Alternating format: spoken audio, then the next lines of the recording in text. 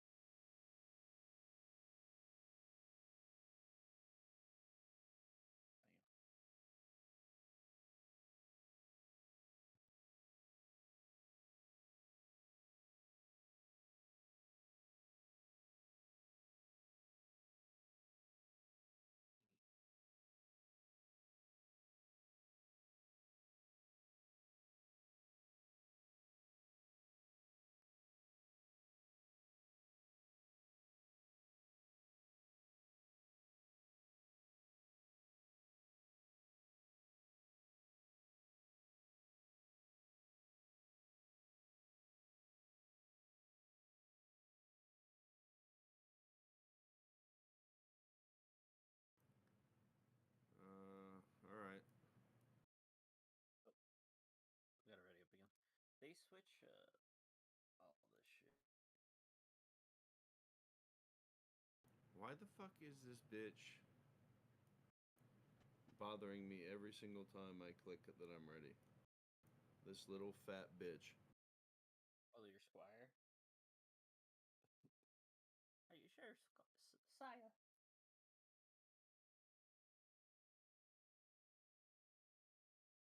See, that lizard fits your personality like to the T, dog. If you put that little cardigan you were wearing, just like you, dog. How your eyebrows furrow when you're always pissed off, but you're not pissed off. Look at that. Have you ever seen The Big Lebowski? Yeah, actually, or no, I've not. Well, I've seen parts of it. I do not want to. It doesn't count. that's his sweater from that movie, you big dumb bitch. It's not Oh, part of my daily attire. I can see that. I could see it though.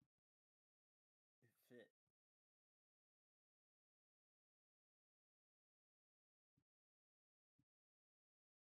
That looked like a good time though, man. Fuck.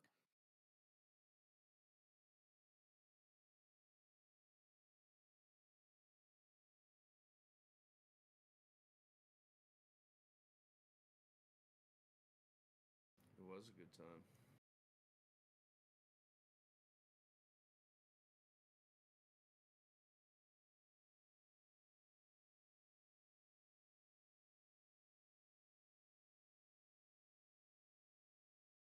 Alrighty.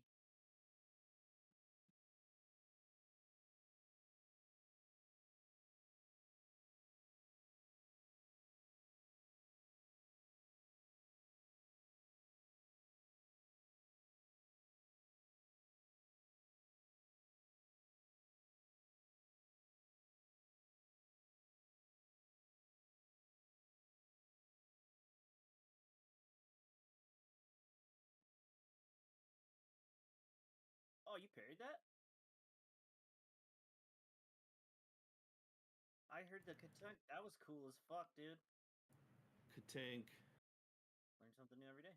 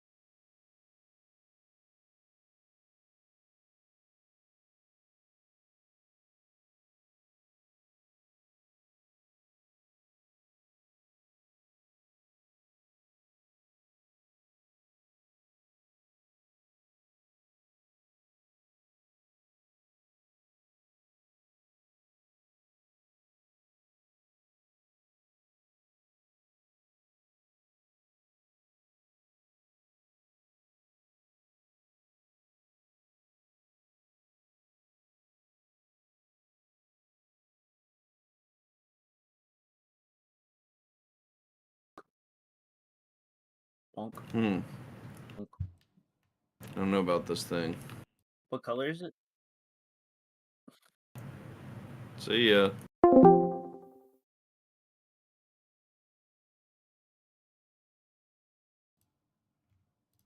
Hello, world, drafters, gamers. I'm Felonious.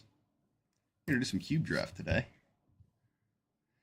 We have a new season. We haven't really done any ranking up yet in Premier Draft because cube is where it's at. I have too much fun with cube to be playing any ranked right now.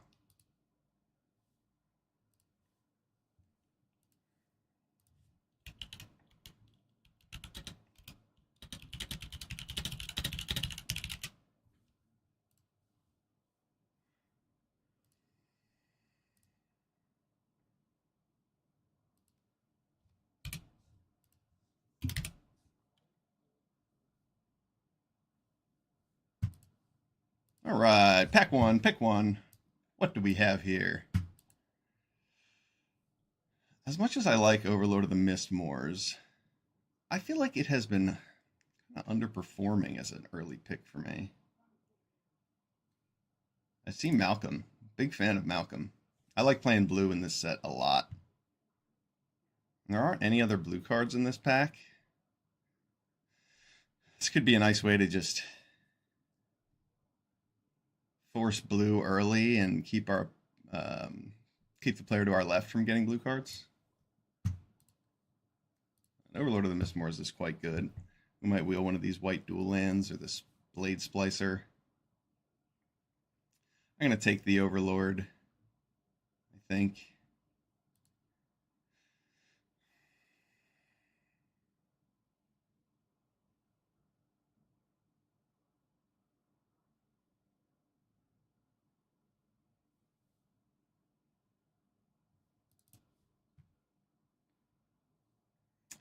All right, pick one Overlord.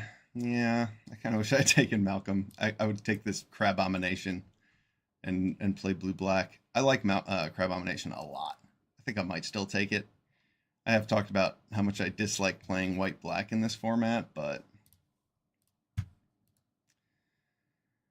sometimes it works. And Crabomination is really good. So if we don't get to play Overlord, well, maybe we'll just Crabominate all over our opponent.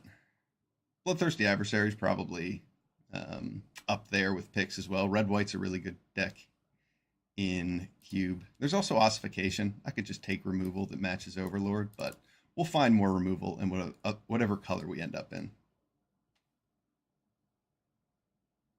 Golden Sidekick.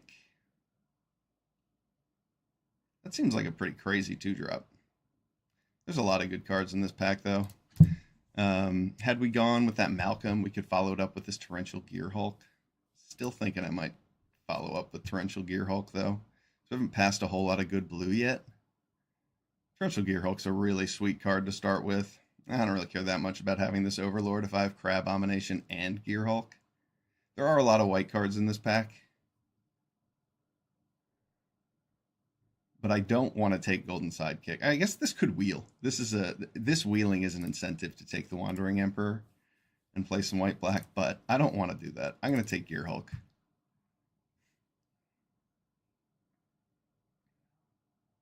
Okay, we've got a Valky God of Lies and an Ophiomancer, or this Dark Slick Shores.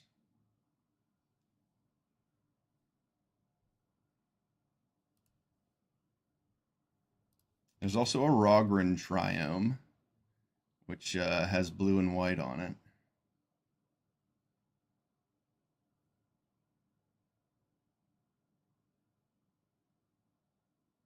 Question is, do we stay open or commit to black here?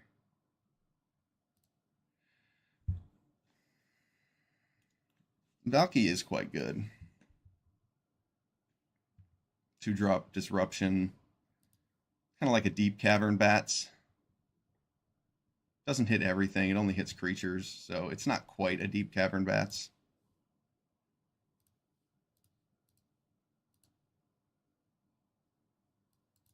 I'm going to take Ophiomancer. Card's really good.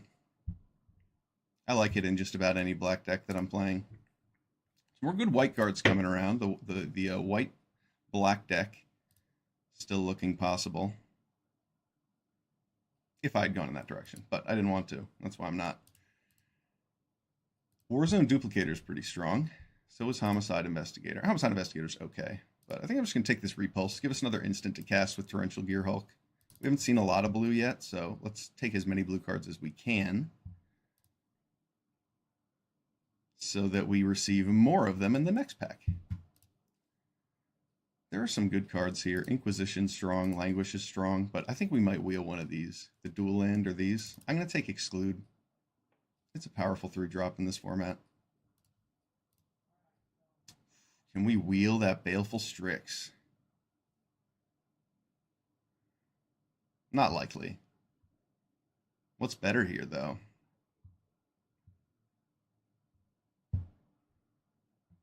I think Silent Hall Creeper might be a little bit stronger just because it's a must-answer threat, even though it doesn't draw a card right away. And there's a chance we could wheel Baleful Strix. I'm going to try it. 3 steps ahead over a Murderous Rider. No, there's a Key to the Archive in this pack. Pick 8 key. That's pretty sweet. We're sad to see these 2 cards, neither of these in our deck. Three steps ahead is a pretty sweet card in Cube. It just works really well at all those points on the curve, drawing you cards, making copies of your best stuff. And Murderous Rider's good just because it kills everything and gives you a body. But Key to the Archive is awesome. Got to take Key. It is definitely the best card in that pack. It's one of the best cards in Cube. Helps you ramp into all the goodness. Lonely End over a Dual Land here, or a Null Drifter.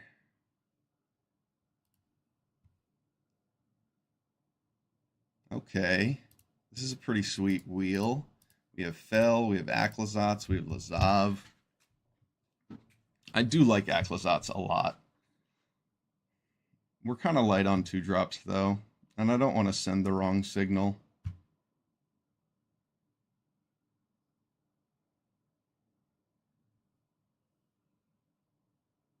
You know, I'm going to take Aclazotz. Lazav isn't so strong a signal for blue-black that I think we'll get cut out of it. I like Aclazotz. He's a really good way to top off your curve. He ramps you up if they kill him, and then he comes back when you run out of cards. Very powerful creature. I don't really want Golos. I'll take Restless Anchorage. Ooh, wield the Darkslick Shores. Wield a Botanical a Homicide Investigator over this Botanical Sanctum. Darkstar Banisher. Oh, here we go. This is a pack, and Grenzo is in it. We already have a blue-red land. Grenzo is... I mean, I kind of wish Grenzo was not in Arena Cube. He's a little too powerful. Heist is just not a very feel-good mechanic. It gets abused pretty heavily in Cube because all the cards are so good. If you heist your opponent's library, it's going to be 3 very good spells you get to choose from. Yeah, I'm going to take Grenzo here over this Fatal Push, over this Damnation, over the Metamorph. I think Damnation's probably close to our next pick because this deck is more control-y than aggressive so far. But we're going to take Grenzo. Card's awesome.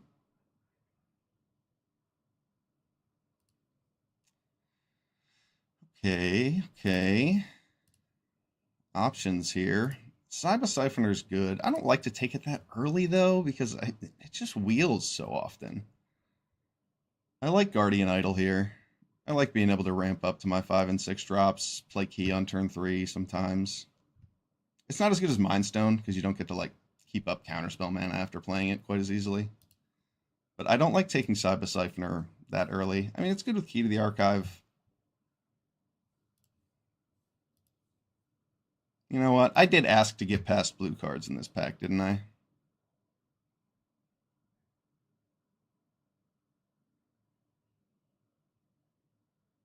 Yeah, you know what? I am going to take Cyber Siphoner. I have Key to the Archive, and that fits well on my curve right now. I'm not heavy with 4-drops.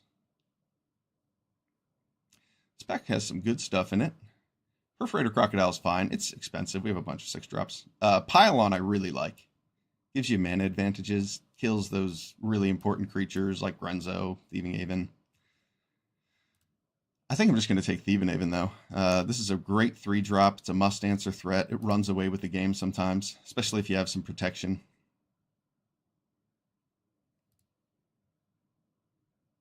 I see Jace the Mind Sculptor, and I recognize it is a cool mythic planeswalker and a fox.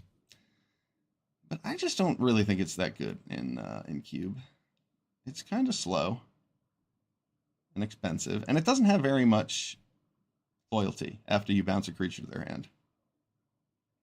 And if you +2, you don't affect the board, so I don't know. Or draw a card, so not a big fan. Toxic Deluge is strong. Maybe I could take that over Cut Down.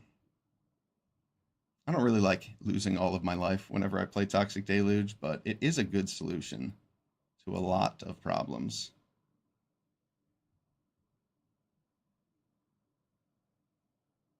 Yeah, I'm going to take Deluge here over the Cut Down. That was a tough choice. I really wanted Cut Down, but I think Deluge will be good for our deck.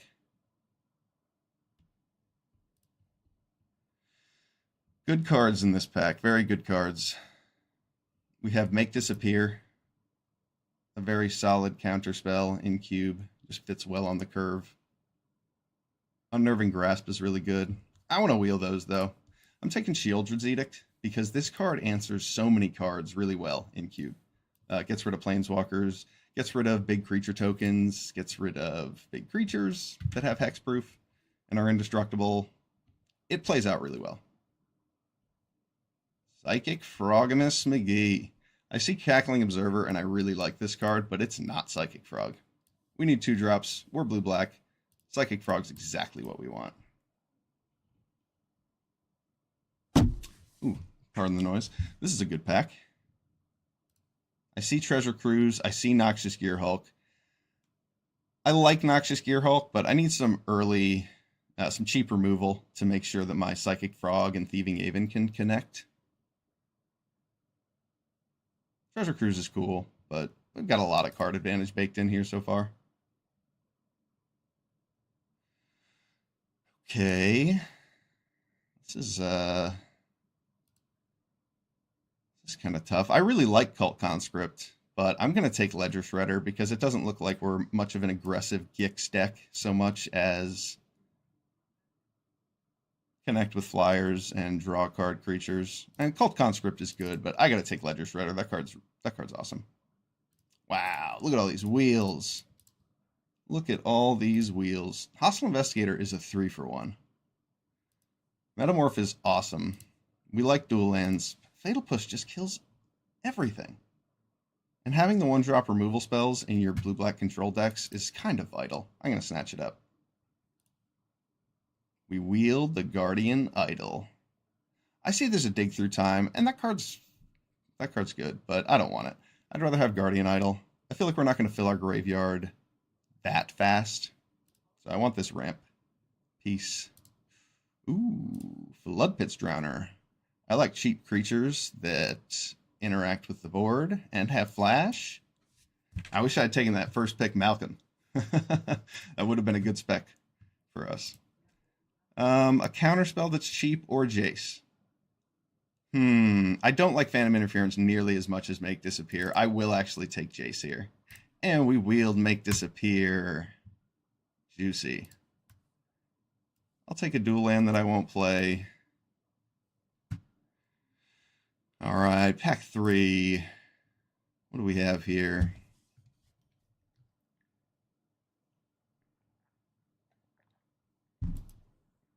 The land that I need to play Grenzo. I have so many playables already. I see that Virtue of Persistence, but I have a lot of playables already.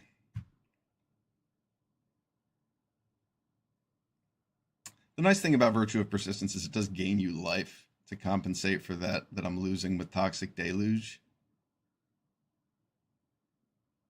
And then maybe I could wheel something like Commit out of this pack, but yeah, I guess Virtue of Persistence is kind of... I'm going to take I just want the dual land. I want to be able to splash Grenzo a little bit easier. I don't need that big spell. Spell Snare. Spell Snare is awesome. It's mana advantage. Most of the best spells in Cube are either cost 2 or 6 mana, so Spell Snare is really good, especially if you get a Snapcaster Mage.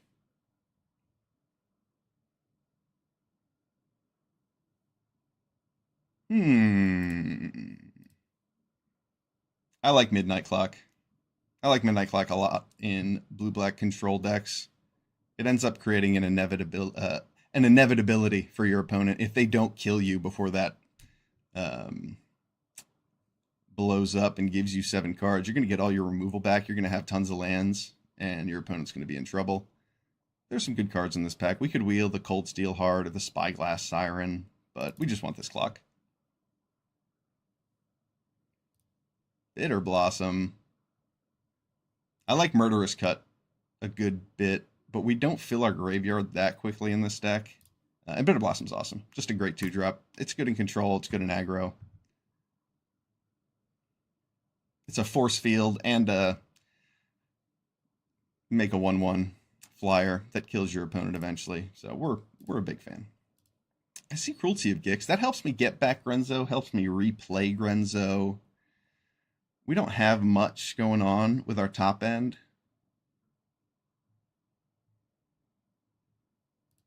But I do see this Unable to Scream, and it is a cheap removal spell. And I think I'm a little bit more interested in that. We might wield the Cruelty of Gix. Ooh, wow, what a pack. Well, I would take Scarab God, but we have this Cyber Siphoner, so I'm taking Time Warp. Time Warp's going to be really good for us. Scarab God is great. Hopefully we can wield this Drowned Catacombs. We do have cuts to make. A blue-red land or a black-red land. Man, Horned Lockwhale is so sweet. A removal spell that later plays out as a 6/6.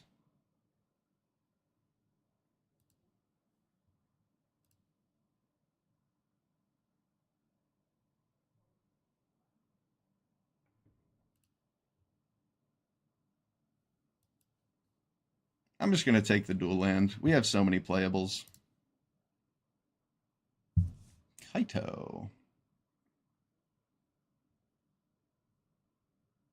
I don't want Kaito. I want Enduring Curiosity. This card's awesome. Even if I don't have a ton of creatures in my deck, this card's going to be good. Commit over this Gix's Command? No. I'm going to take Gix's Command. I don't have that many 5-drops, and that's a good board wipe. I mean, Censor kind of works, but I'm going to take this Mockingbird. Mockingbird gets to copy their best creature sometimes. Yeah, I'd rather have Cold Steel Heart in this deck as opposed to the Siren. I like a blue-black aggro deck, but we didn't pick up Gix. Oh, hello, follower. Brian, in your brain. Just raiding. What's up, man? I appreciate you being here. Doing a cube draft. We went with some blue-black control.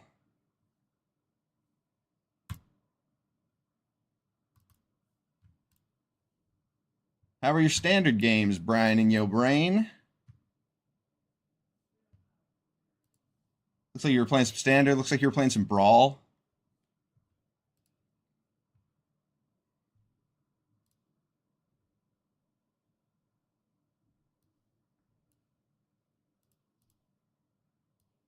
We're figuring out our cuts here because we have to make several of them.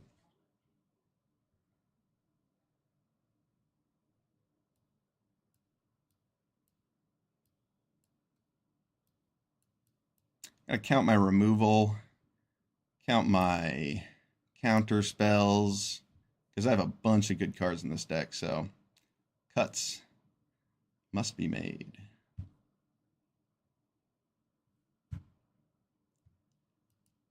That's fair. Yeah, I mean, you do have to win 5 out of your 7 at least to get your 4,000 gold back. If you're degenerate like I am, then you go nuts with Cube Draft. All right, so I think I can cut Gix's Command. I'm likely to cut this Repulse. Looks like there are some 2-drops that are going to find their way out. We do have a good amount of creatures that make me want to play Toxic Deluge a little bit less.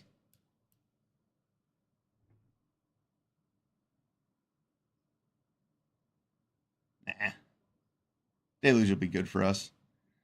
I think maybe the Ledger Shredder doesn't look as good in this deck. I mean, that card's great, but I like Flood Pit Drowner being interaction, slowing down your opponent's attacks. And sometimes Silent Hall Creeper becomes a copy of Enduring Curiosity or Psychic Frog.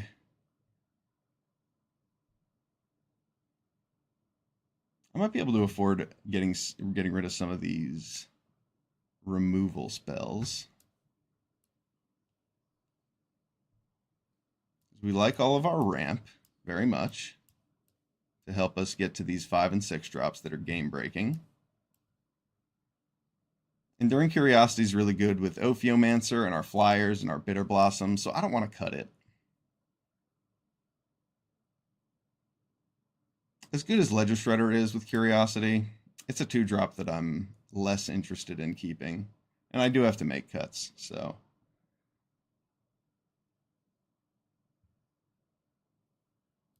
Unable to Scream comes out in favor of Instance. And let's see, a few more cuts.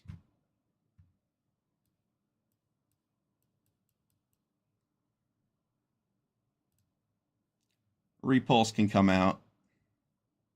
I have enough Instance for Torrential Gearhulk.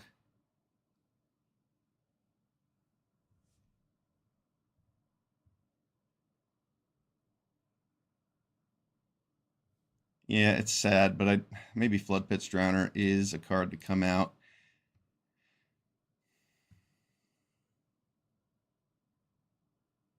After all, I can't recast it with the Gearhulk.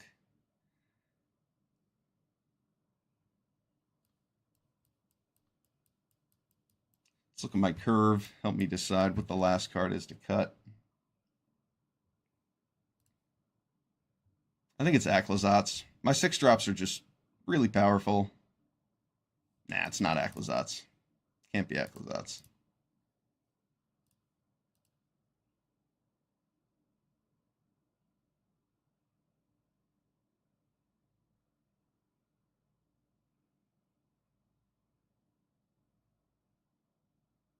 You did it?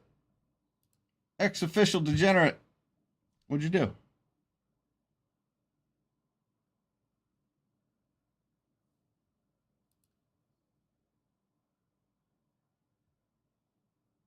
Millennium Calendar win. I'm proud of you. Official degenerate. Being a degenerate is a good designator. Something to be proud of.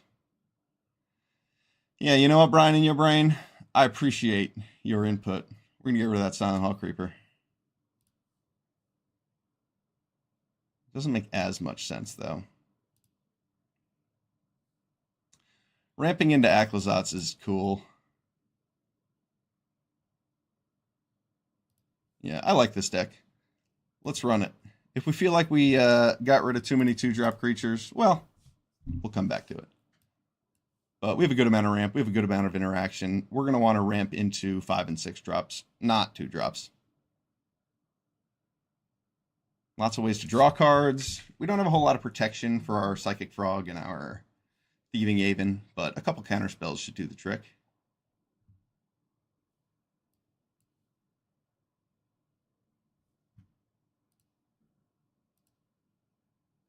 Here we go. This hand looks sweet.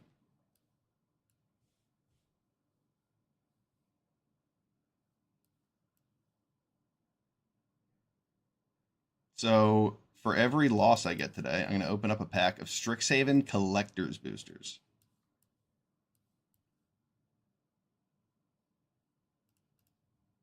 And I'm going to do the same thing tomorrow. They're a bit pringled, but I found them from an old Magic Con winnings box.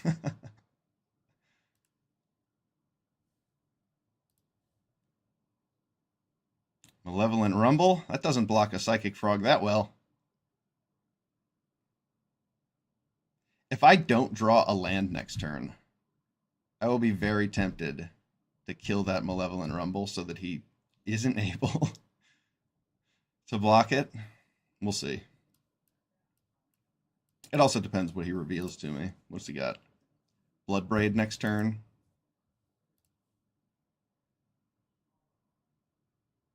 We cut Unable to Scream. I don't know if that was smart. Wormcoil Engine is a good card. I'm not sure how many good answers we have to it. My opponent's really tanking here. All right. Give me land. Make this decision a little bit easier. All right, that does make the decision easier. I'd rather play Cold Steel Heart than waste a removal spell on that. All right.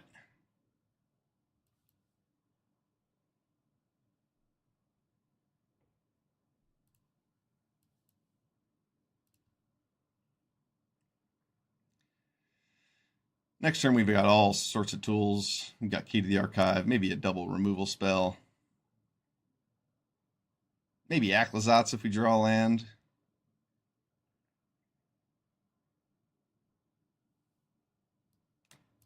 What you got, Bowl? Resourceful Collector. Wow, he gets to make his Wormcoil Engine a food. And then he can cast it and then sacrifice for 2 mana in response to exile removal and stuff. Yeah, Arena does some weird things. Oh, okay. He made his Gilded Goose a food. Cool with that. Well, that means he's not casting Wormcoil Engine, because I could just kill this with Lonely End. And I think I'd rather do that than play Key to the Archive here.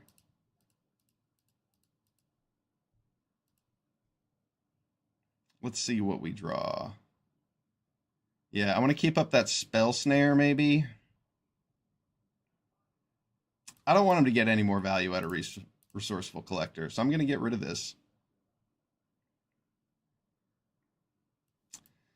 Play my Shores and pass. I've got some removal and a Spell Snare up.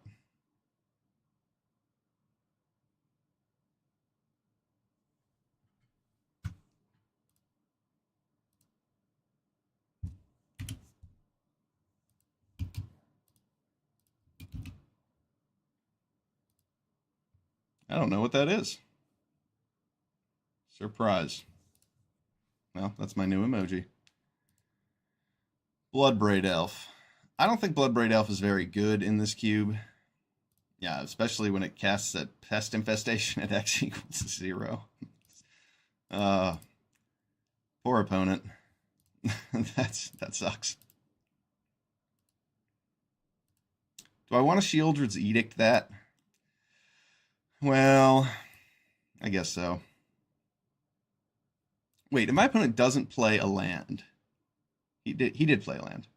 So maybe I just want to get rid of his potential 6th mana for next turn.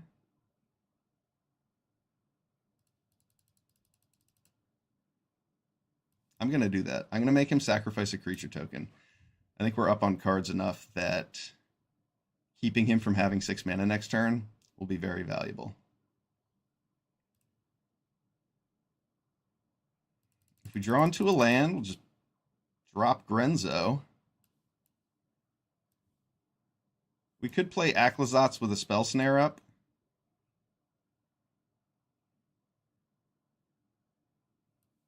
Rather just play Grenzo.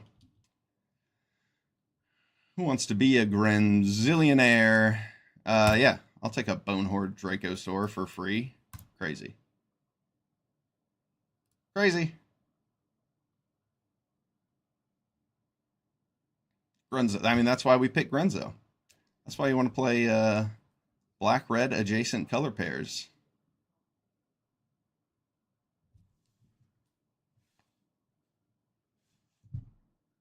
I wonder if my opponent has a cool board wipe. Burn down the house? Burn down the house kills absolutely everything on the board. That's awesome. No, he's dead. Okay, well. I got really hopeful for my opponent there.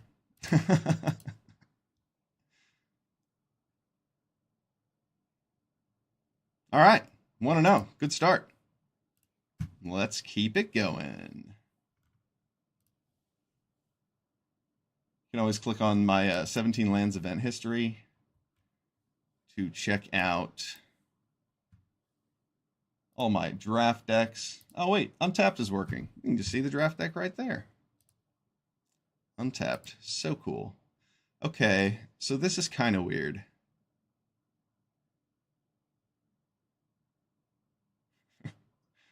I'm more inclined to keep Grenzo just for the possibility that I might cast him. I have 1, 2, 3, 4, 5 red sources, I think.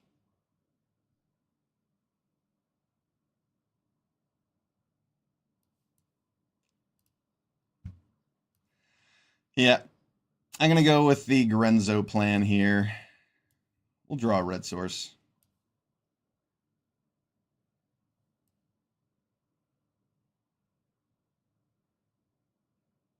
Scalding Tarn. All right, our opponent has 2 drops. We have some competition. Tenacious Underdog's a good one, too. That one keeps coming back. Not much value out of killing it.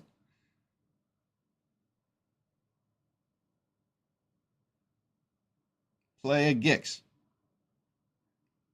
All right, that's cool. I'll lonely end that, I guess. I certainly don't want to waste removal on the underdog unless it's going to exile it.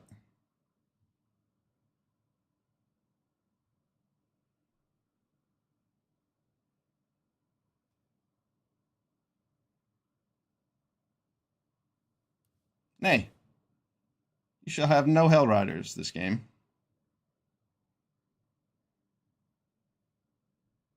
All right, that was a good exclude. We have Enduring Curiosity. We'll see what he does, whether or not I block. I don't want to block. I'd rather draw some cards.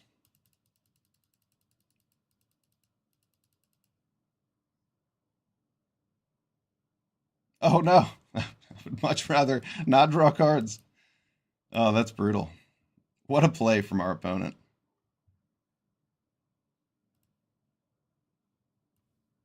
Hey, a red source. Hey, a red source. We got there just in time. Hopefully we don't just die to Shieldred anyway.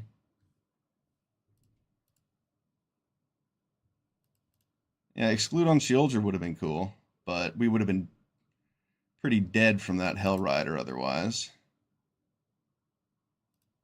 Well, I can block here and then edict away my opponent's Shieldred. Seems like a good plan. It's not like he can blitz at instant speed. Let's get rid of that Praetor.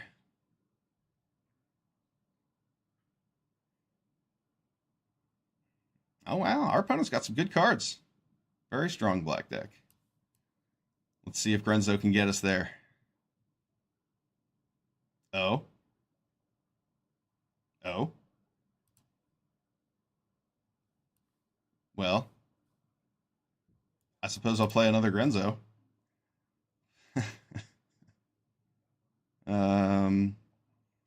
I would like to keep his.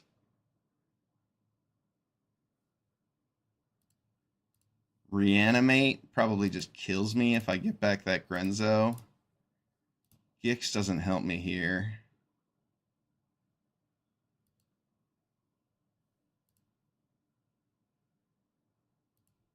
Gix is about as good as it gets, I guess. I guess Reanimate brings back Shieldred. But then I'm at 4, and my opponent just has to hit that thing, and I don't have very good blocks. I'll just drop a Gix, and I want 7 mana so that I can activate Gix potentially. I shouldn't have chosen Grenzo there because I put my Grenzo in the graveyard for his Emperor of Bones.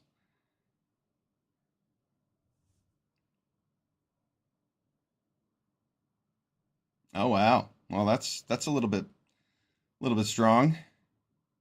Grenzo was not good enough.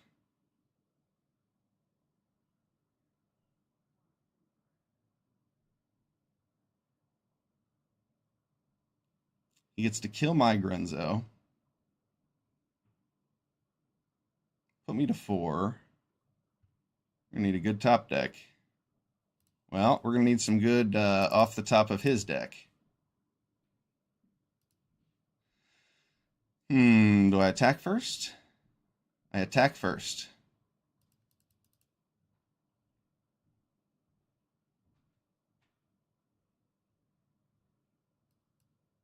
Okay.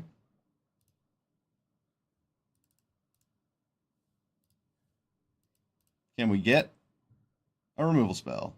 2 lands? That's not going to do it. Good game. Good game. Oh, I didn't click it fast enough. Yeah, our Grenzo was not quite enough. If we'd Grenzoed into Obliterating Bolt there, then we wouldn't have had the Gix to do anything fancy with. And he would have just blown up. Yeah, I guess we would have had a Psychic Frog. It would have worked out a little bit differently. We might have had an extra turn or two, but we wouldn't have been in a very good spot. Fun to think about, though. This hand looks pretty decent, especially if I can get a second blue source before getting another instant or sorcery.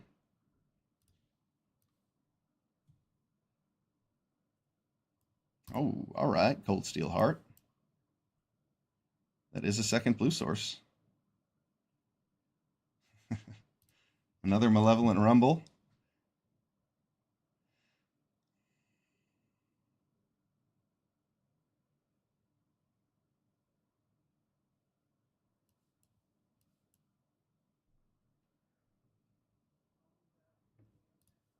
Hopefully our opponent sacrifices that to play a creature we can Edict.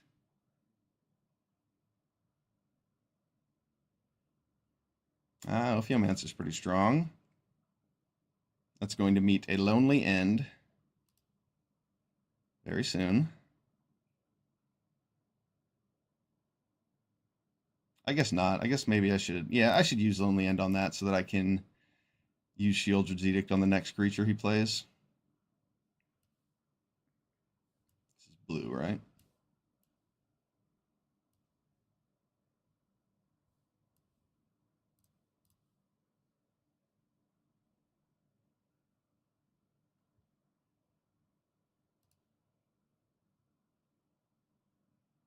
I know it's an instant, but he has blue mana. And he could play like Air Tie and build up the board or something. I don't know. There we go. Looks like our opponent's missing land drops. Oh, is he going to use that map token with the... No. It'd be really cool if he sacrificed the Eldrazi spawn.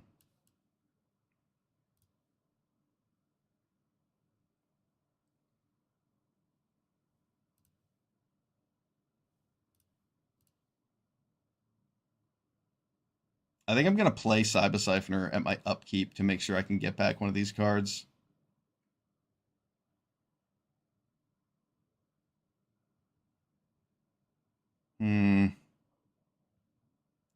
What are other spells I could draw? I guess the other spells that I could draw are actually going to be good interaction, so I'll hold back the Siphoner.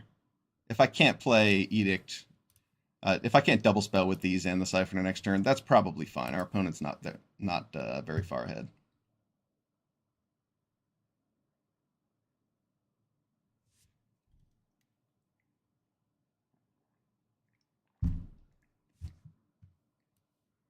All right. It was a land. Even better. We can still do our thing. I'll block that 1/1 with a Cyber Siphoner. No problem.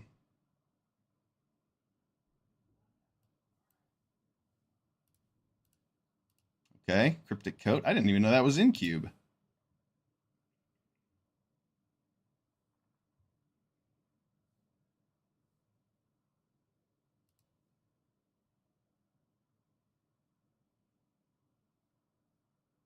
I'm less inclined to block now that I have a 2... Oh, no, this can't block. Yeah, let's block. That way I can get my Cyber Siphoner back. Because when it dies, it gets shuffled into your deck. And that is very strong.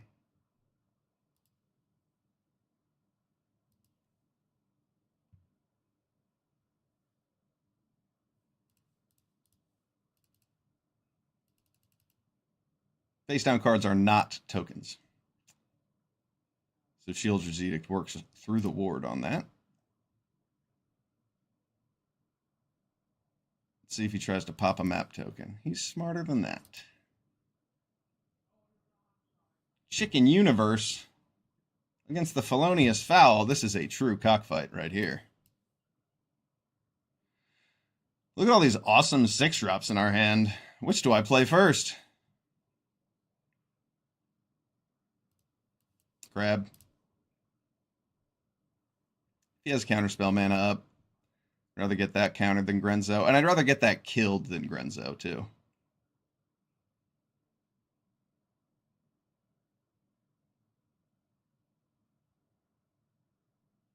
Ooh. That was a pretty smart play. So I'll take this Bitter Blossom off of his deck. Yeah, that's cool. Turn 5 isn't really like the time you want Bitter Blossom, but my life is full, so I'm happy about it. Watley. Well, my opponent didn't counter the crab, so I imagine they don't have a counterspell. If they double spell here, we'll make our next turn much easier.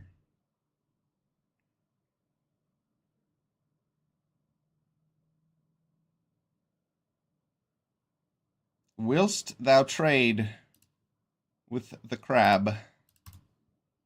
It's not a good trade for him, but he could make it.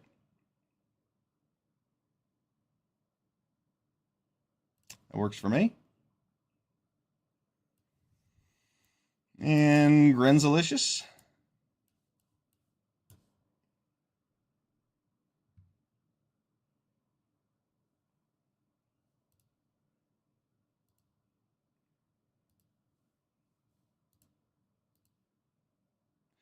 Would I like a free creature, or would I just like this Pest Infestation? I'm going to take Pest Infestation so that I can blow up his Huatli and his Cryptid Inspector. Or Cryptic Coat. If he kills Grenzo, I can just cast... Well, I can just cast... I'm going to cast this for X equals something. I'm not going to use Grenzo's ability to cast it. But I think that's better than the other options. Sharp-Eyed Rookie and Phyrexian Scrap Gorger. We didn't want either of those.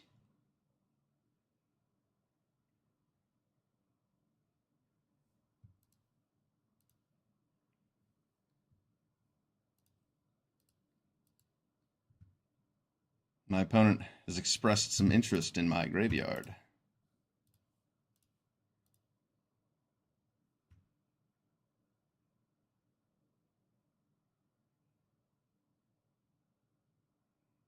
Okay. My opponent is playing an interesting 4-color deck. 2-color deck, maybe. Splashing blue. Splashing white as well.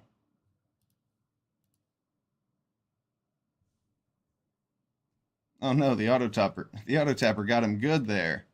Oh no. The auto-tapper is a brutal and cruel mistress.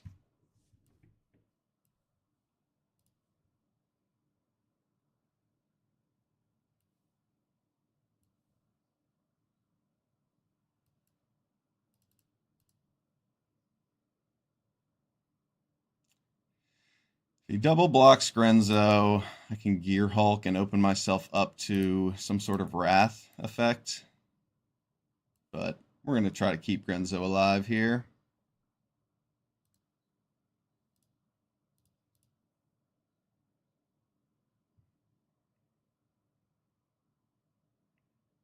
If he does Wrath us, well, at least we have this Pest Infestation for like X equals 4. Yeah. An 8/1/1 should be enough to close things out after he uses his Wrath. You know, in this hypothetical Wrath world. It looks like we do live in this hypothetical Wrath world.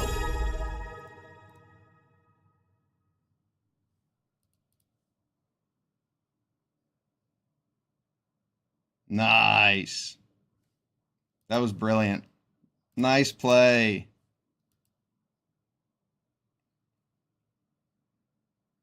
That was really cool.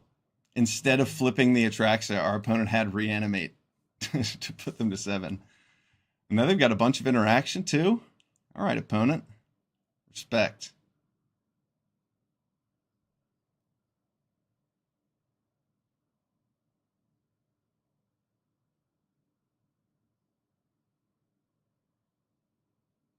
We're just going to make a billion 1/1s next turn. Hopefully he plays the coat, though I imagine he's more likely to play Preacher, keep up a cut down. I guess we'll see what happens. Indeed, he will play the Preacher and keep up a cut down. Well, I don't have good attacks now that he has that 1/1 that reanimated into Atraxa. It's so awesome. I do want to kill that cryptic coat. Let's see, my opponent goes to 14 next turn. Because if I attack with these, the most he takes is 11. He goes to 14, so he'll go to 3. I'll lose 2 of my creatures, and he would probably block differently. So, let's see if he does play that cryptic coat, and we're going to have to try to play a little bit longer of a game here now that he has Atraxa. All of our 6-drops are played, but we still have a lot of good game in this deck. We have Time Warp. We have Key to the Archive.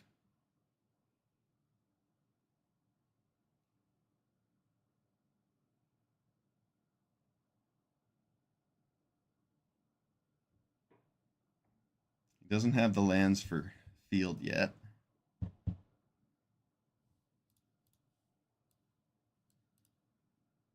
Liliana is a really good counter to Bitter Blossom.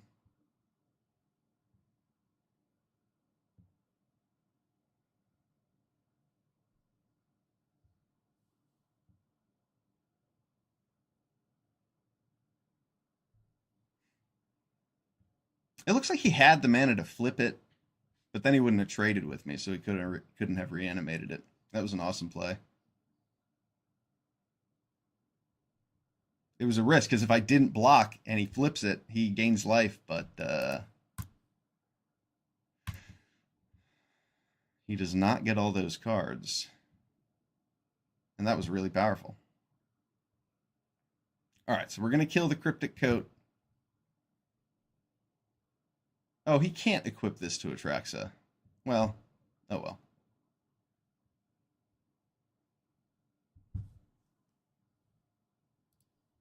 I didn't realize this didn't have an equip cost.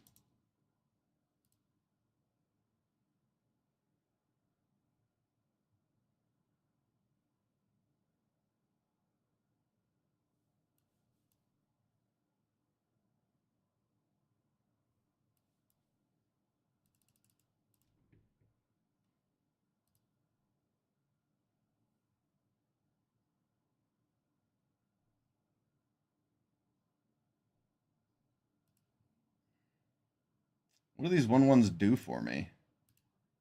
I still need to draw a Blood Chief's Thirst, I guess. Get rid of Atraxa. I don't have Repulse. Yeah, having all these 1/1s will be good. And otherwise, I'm just going to take extra damage from the Cryptic Coat.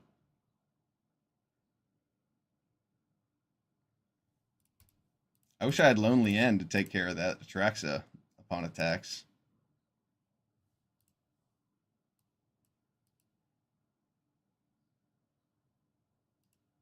No attacks. Atraxa stopped us dead in the water.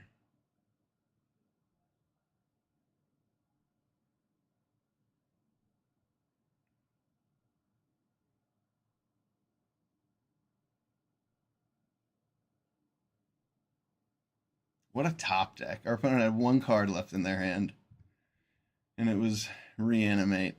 It's awesome.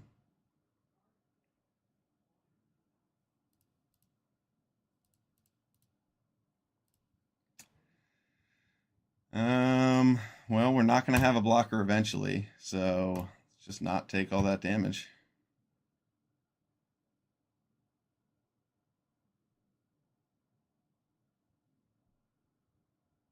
All right.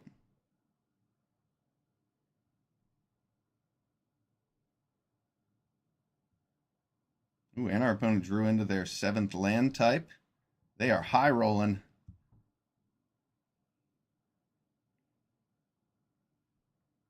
And they get to escape Uro. Wow. Talk about a blowout.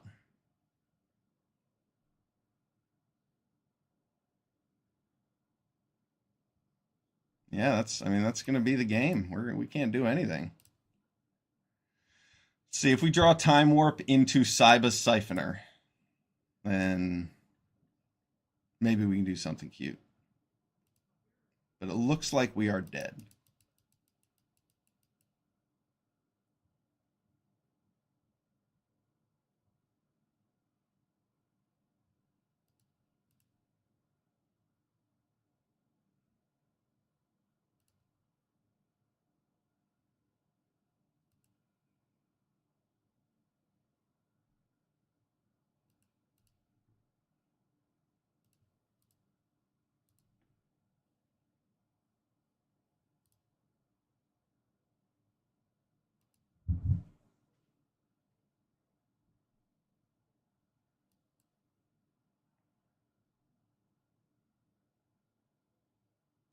If I can answer the Liliana, nah, I need to draw Time Warp into Cyber Siphoner. I think it's like the only sequence of plays, unless I draw Blood Chief's Thirst.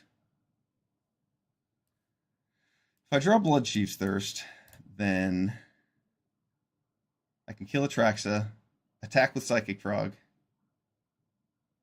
Well, that's a blocker, but not enough. Oh well.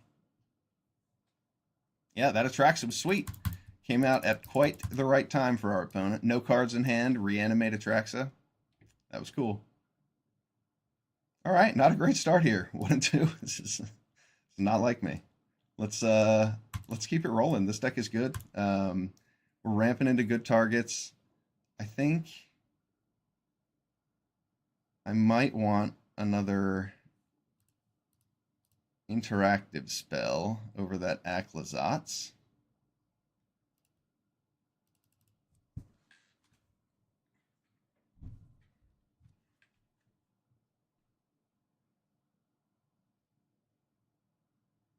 All right, let's go from 1-2 to 7-2.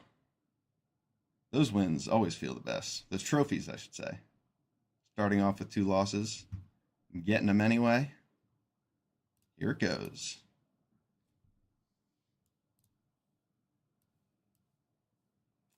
All right, got rid of my cool art style for Dark Slick Shores.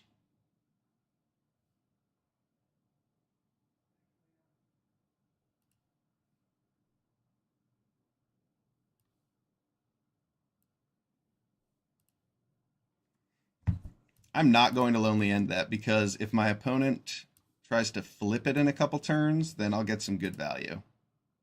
And I might just Toxic Deluge it.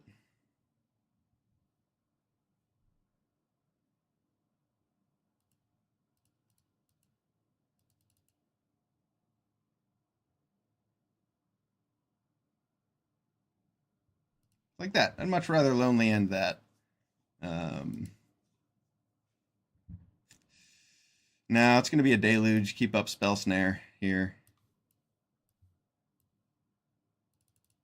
We don't want to lose too much life off the Deluge, so we're just going to use it now. Get a nice 2-for-1. Hopefully our opponent tries to double spell with a 2-drop this turn. Okay, Cerise is powerful.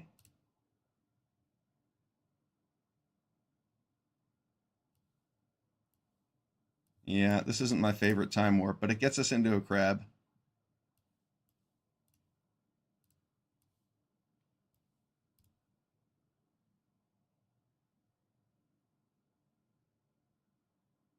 What do we get? Nexus of Becoming. Wow.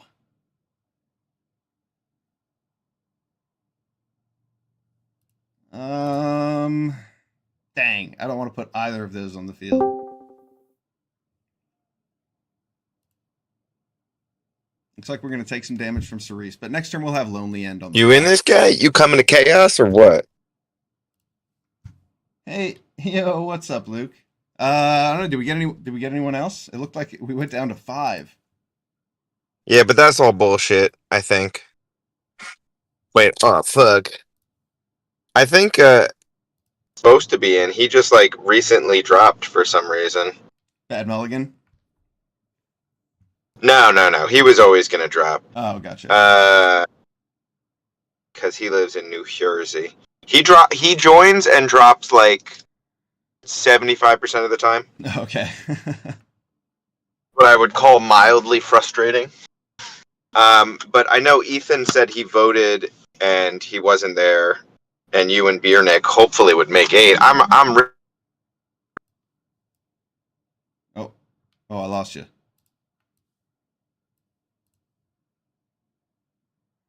All right, so I have a few different options here. I think I just want to lonely end that. Sorry, I series. muted myself. I'm in the mood for chaos. I hope the bitches don't bitch out, you know? I do like Chaos Draft, very much so. And I have like most of a chaos draft, so no worries on that. It looked like you had the other half of it. Yeah, definitely. Yeah, I have a lot of Chaos Draft packs. So Are I'm you in. concerned about traffic? Yeah, I mean, traffic today is going to be pretty Shit. bad just because. I thought it was a Lady Gaga concert.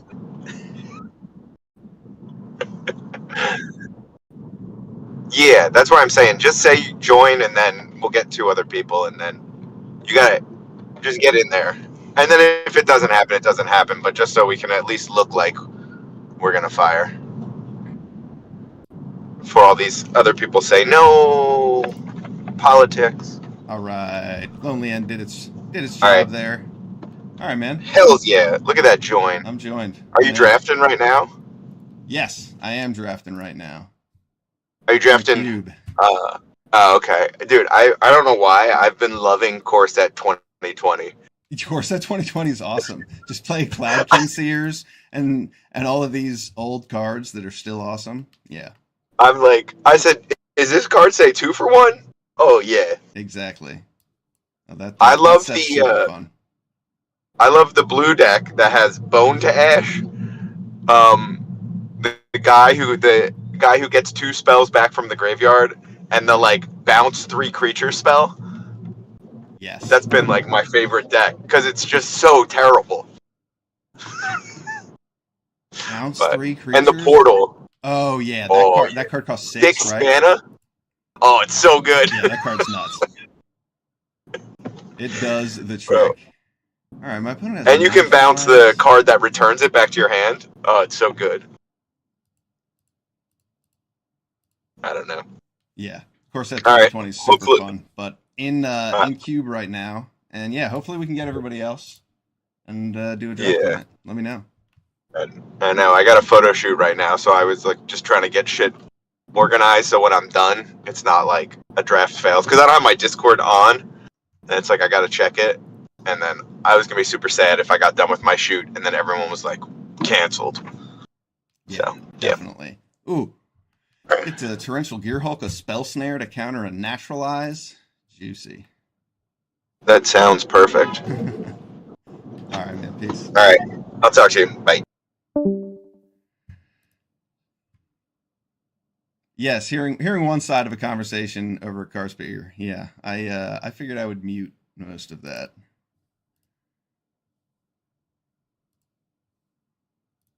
All right, we have our desktop audio back.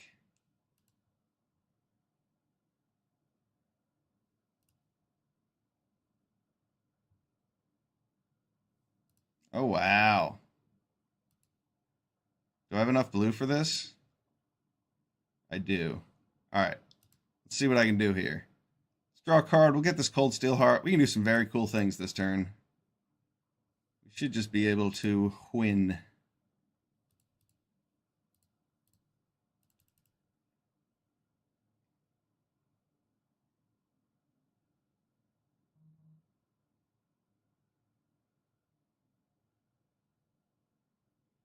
I'm cool with that.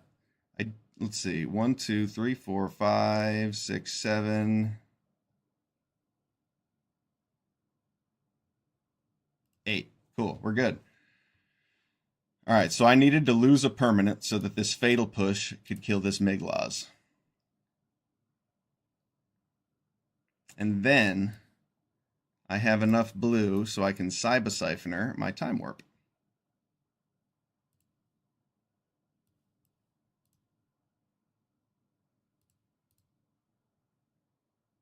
Good game. That was fun. The desktop audio mute did not mute Discord. Oh. Well, that's good to know. Thank you, Miles Hiles. Next time I'll reduce Luke's volume. Okay, yeah, I'm going to have to get a better audio mixer so I can isolate each of those. 2 and 2. That was a fun win. Let's keep it rolling.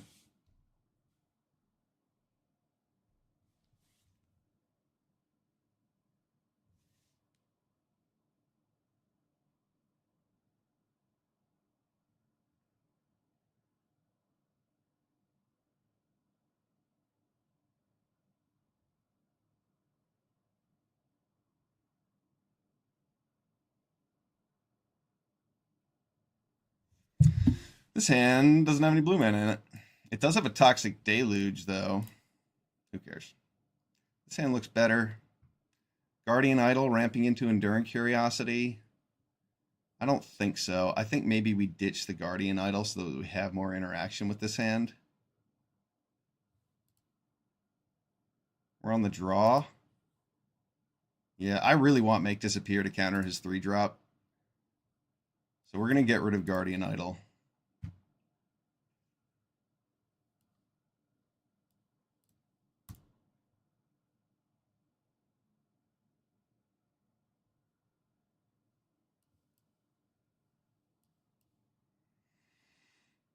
No 2-drop. Will our opponent play a 3-drop? No. And we'll just keep up Make Disappear.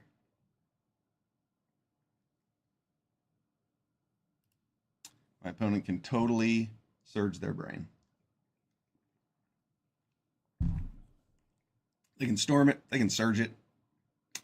Not worried about that.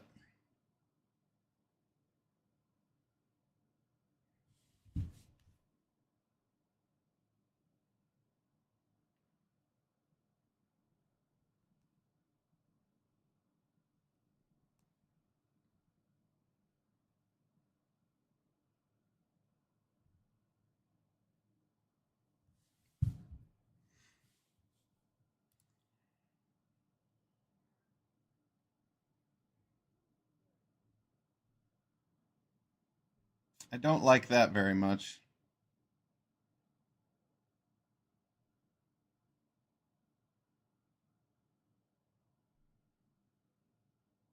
Wow, that sucks.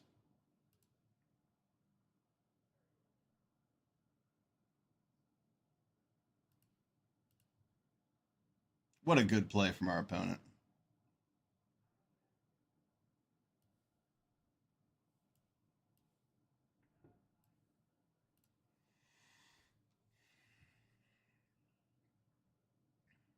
I think I'm going to have to let my opponent get in and attack with the Psychic Frog so that next time I can block with Curiosity and then Lonely End.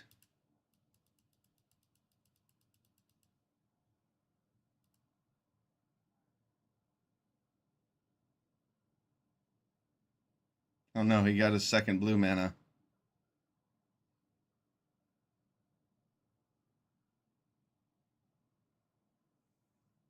Yep, he's playing around this Make Disappear quite well.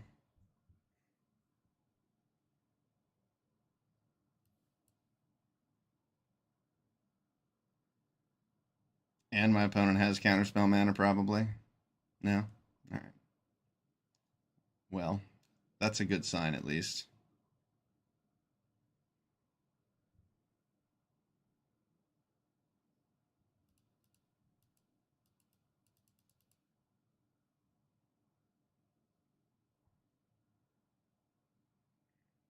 My opponent's drawn a lot of extra cards, but I gotta draw something to do with that Thieving Haven. I do not have removal for it.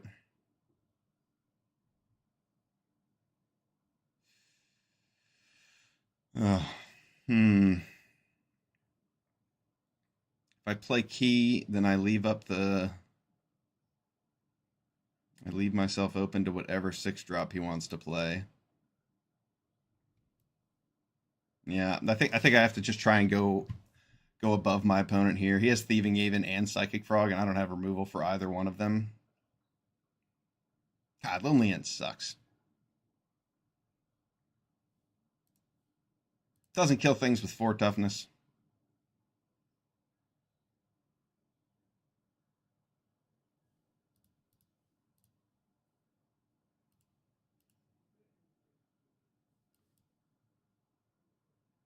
Ooh, I wanted to discard that Cold Steel Heart and keep that land. Oops.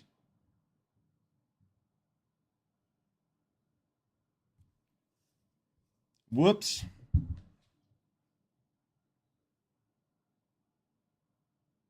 I mean, the chances of us winning this game are, I'm going to go with like 0.2% now. So it'll be really cool if we do. But not likely. Our opponent has a blue-black control deck. They were on the play. They got Psychic Frog out on turn 4 to get around our Make Disappear. They are playing perfectly and drawing perfectly. So sometimes your opponent high rolls and you just don't have any answers. He has the Grave Expectations card too to exile that. Is that what he's considering?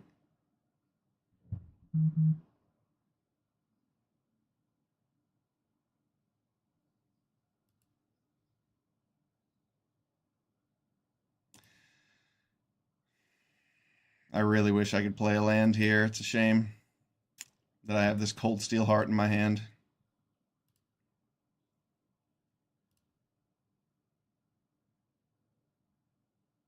Can't be countered? Oh, give me a break.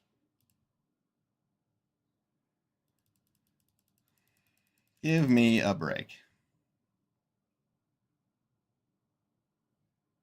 Wow. What a way for things to end.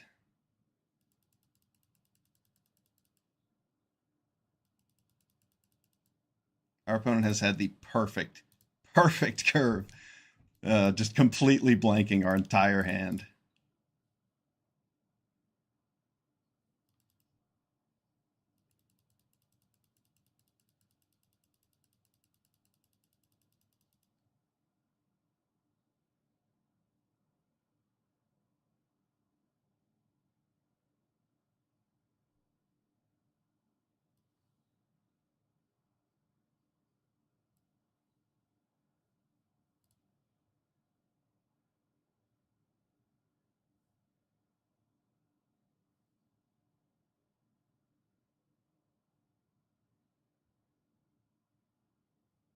Hey, something I can lonely end.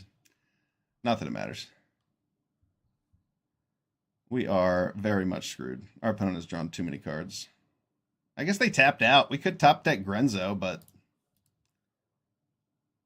yeah, we could top deck Grenzo.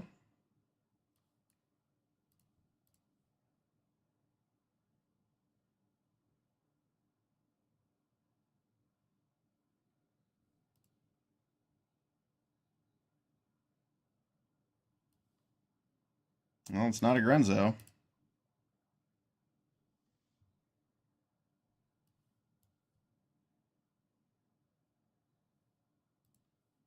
But it's another draw.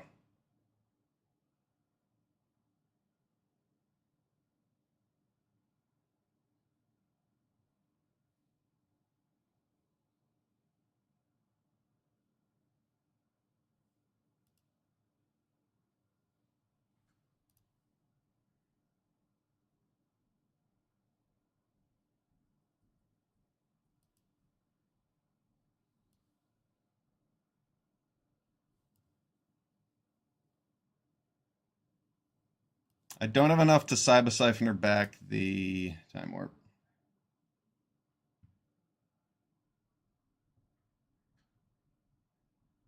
But I can play Psychic Frog, Cyber Siphoner the Time Warp, and keep up a counterspell.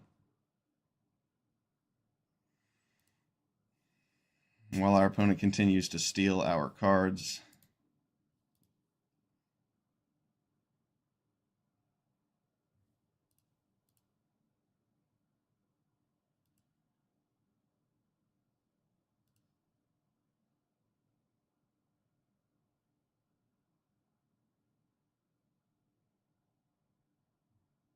Yeah, it's not like we can block with Psychic Frog profitably either. We could give it flying and block the Thief and Haven and discard a card, but we don't have enough cards to do that.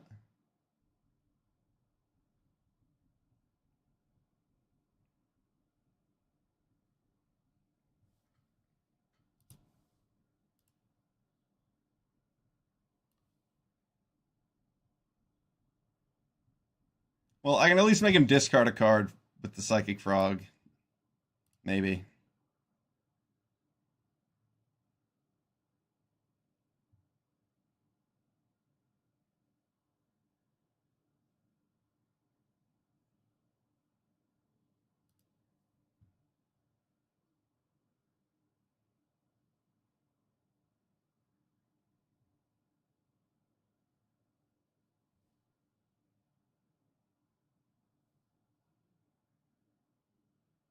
He's going to give the frog flying.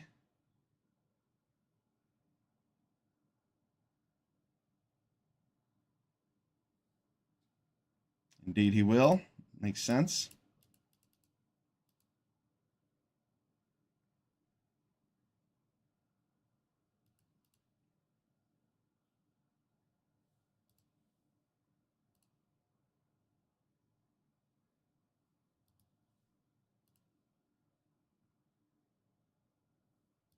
My opponent wants to long goodbye my Psychic Frog.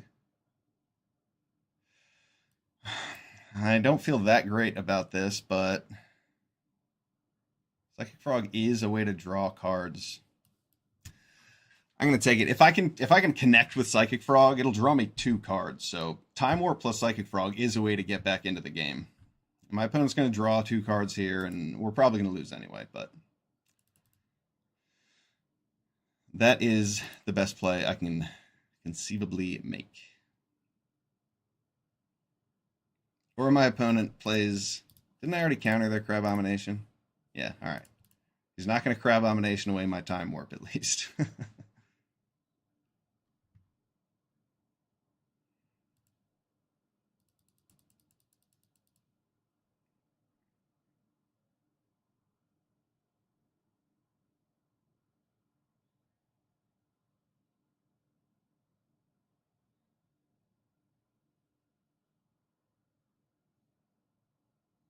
I guess our opponent's keeping up a Sublime Epiphany.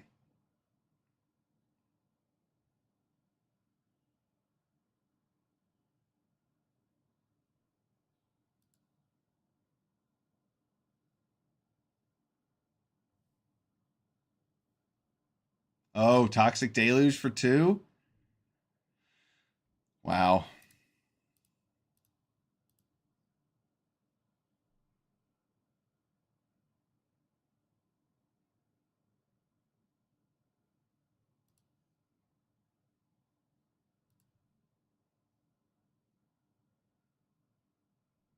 Okay. That's peculiar.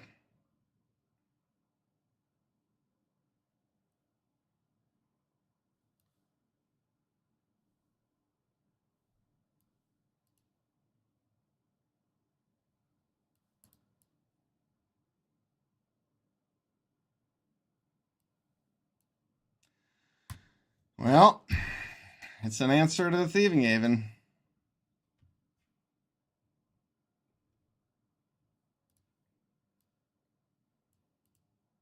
Yeah, there comes Grenzo. We were not going to be top decking Grenzo because our opponent heisted it from us.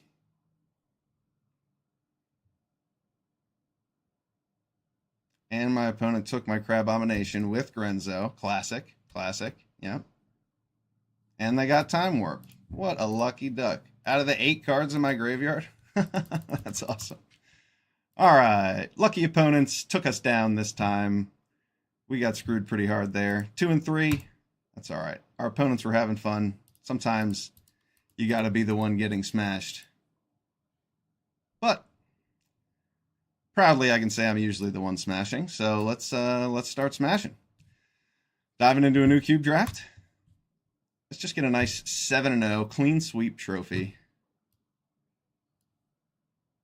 Like we do.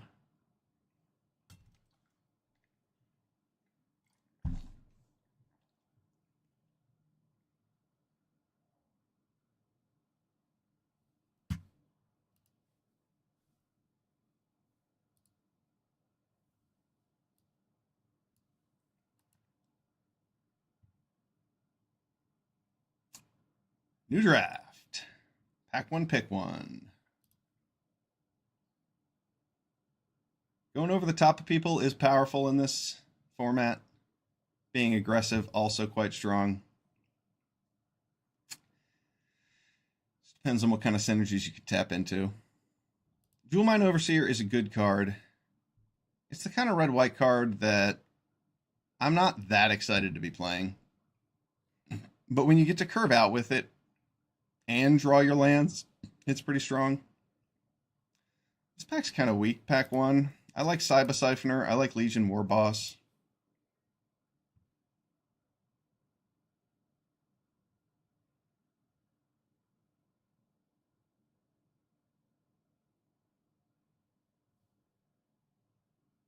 I'm going to take Legion Warboss. The card's really good to start off with. Followed by a War Leader's Call.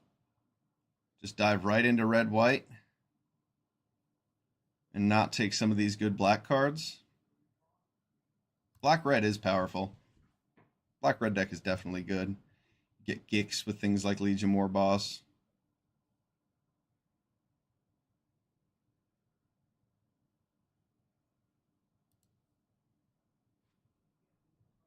I think a red-white aggressive deck is probably going to be slightly worse in this cube.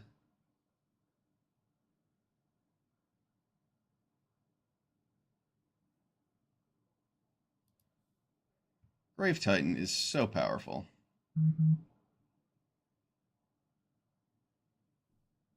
But if we take War Leader's Call, maybe we could wheel this Godric.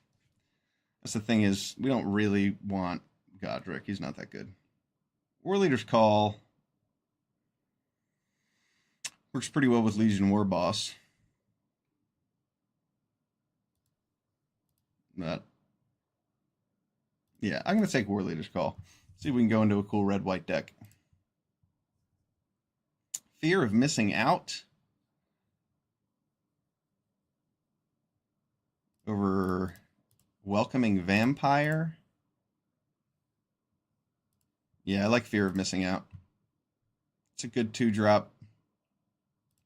Enduring Courage over a Skyclave Apparition.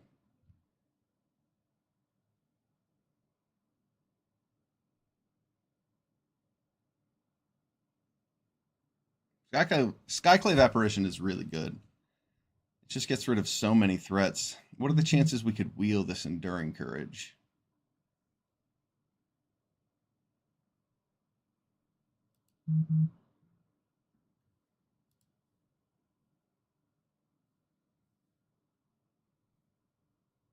Can we? Let's see if we can wheel that Enduring Courage. I want that Skyclave Apparition. Wow, this is quite a pack. Legion's Landing over Toby. Yeah, you want the 1-drops. Toby is strong, but I'm going to take the 1-drops.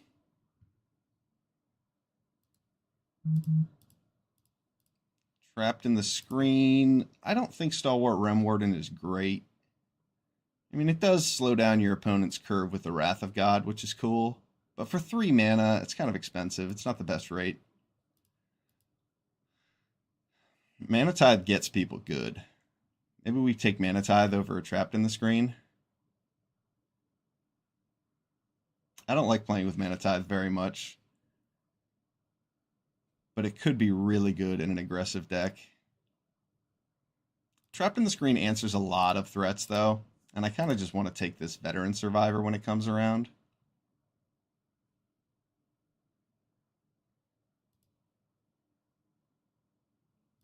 Let's go. Let's try Mana Tithe. I'm not usually a Mana Tithe player, but I think it'll be cool in a red-white deck that's super low to the ground. We could get our opponents good when they get up to 6 or 7 mana, casting Grenzo or Atraxa.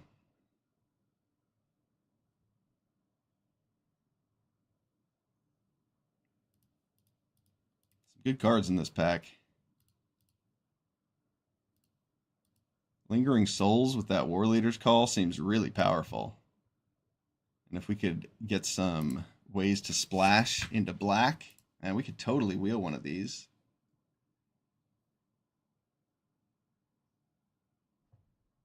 Over a Strangle.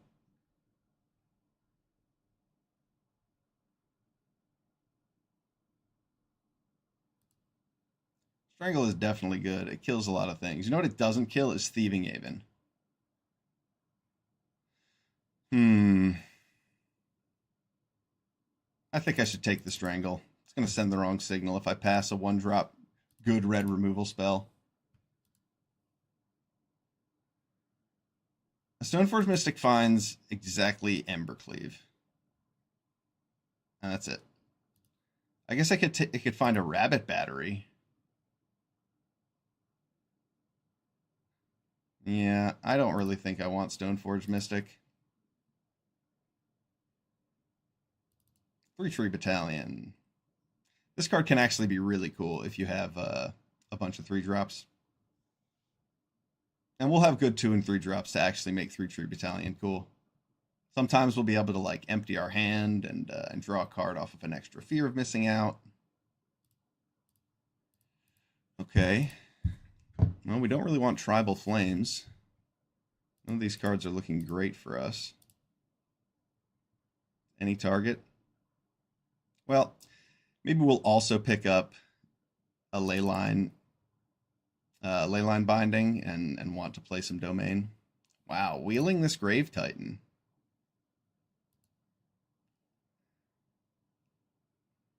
Wheeling the Grave Titan. Is that a signal I should be moving into black? Instead of taking this potential Domain land?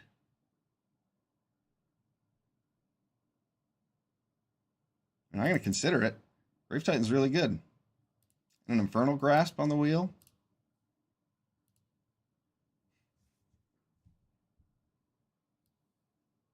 I'll take Yorion. I don't think I'm going to play it, but we'll grab it. Let's see. Ghostfire Slice is a fine removal spell. Sometimes it costs less. Sometimes it hits him in the face.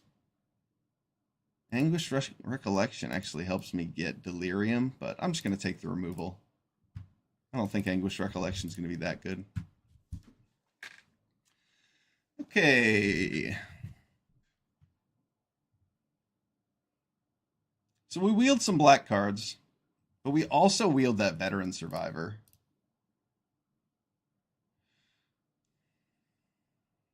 And I like the direction this aggressive deck is moving in, but we do need more 2-drops.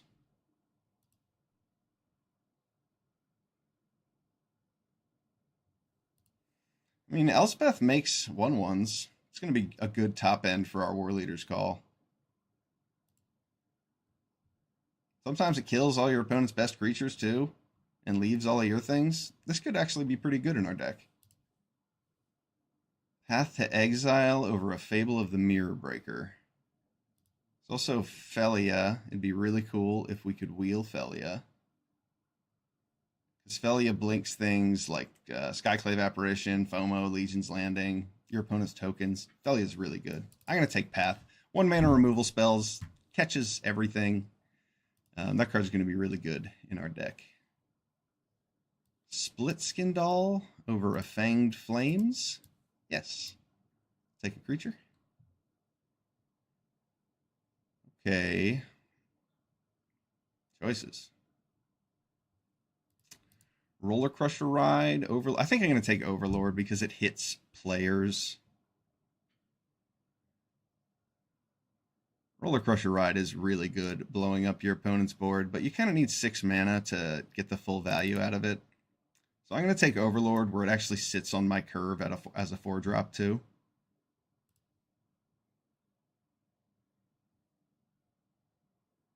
And the way things are looking, 3-Tree Battalion does not appear to be a great choice since we only have like 5 targets for it so far.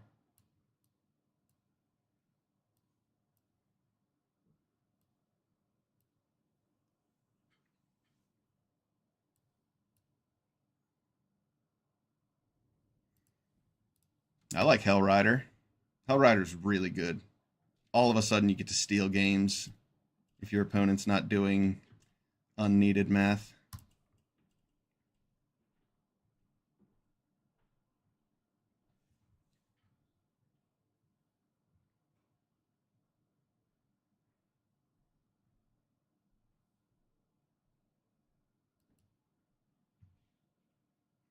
Hellrider was a nice pickup. It works really well with Legion War Boss and with our Legion's Landing.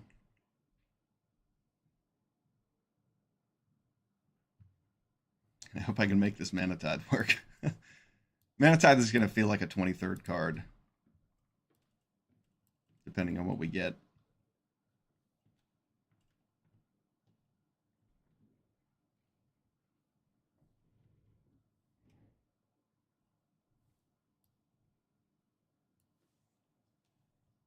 Oh, pick 6 Flage, pack 2.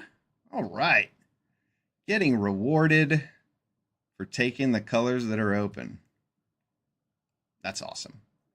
If we could wheel an Arid Mesa, that would be perfect.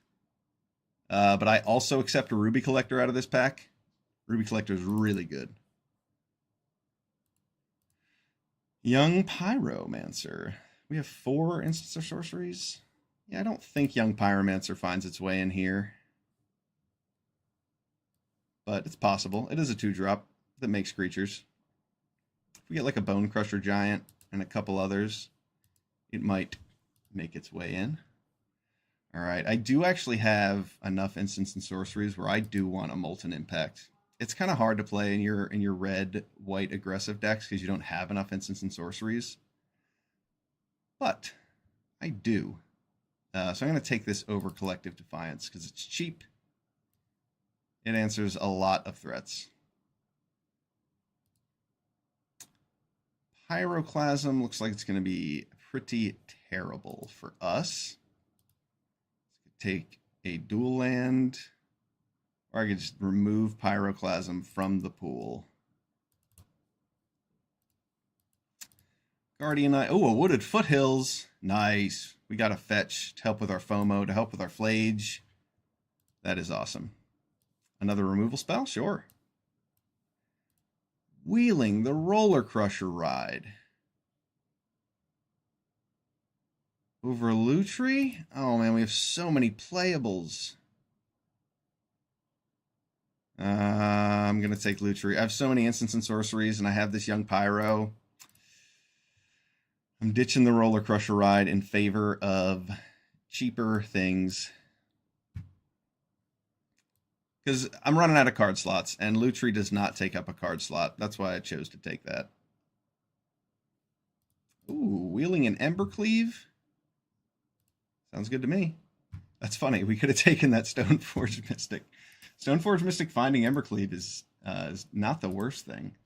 What did we take over Stoneforge?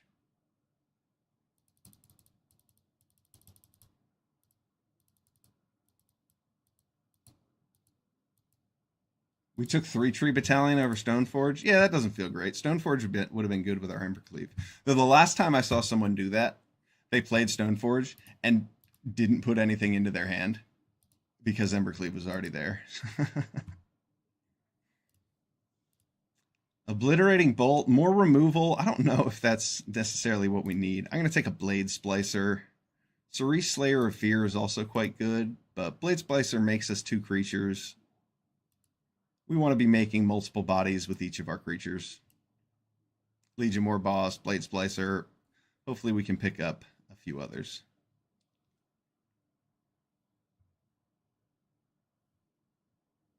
There's a way to make multiple creatures. And this deck doesn't need to be too low to the ground with its 2-drop creatures when I have a lot of interaction early. I like Overlord here. Inti Seneschal of the Sun's really good. I hope we can wheel that. If not, maybe the Adversary.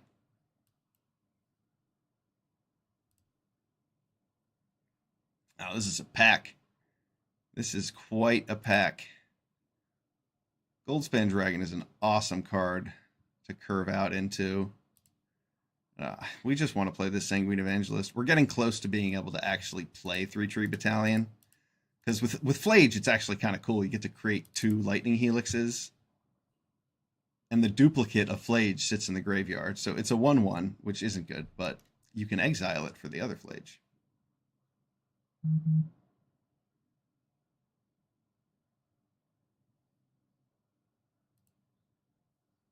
I think Magda will be really good in this deck. I have so many cheap crimes. But I could also wheel Magda, and there's a Throbbing Inspector in this pack. No, I'm going to take Magda. I have a lot of ways to commit crimes, and she's going to be good for us. Ocelot Pride. Yeah, I mean, that's a 1-drop that wins games.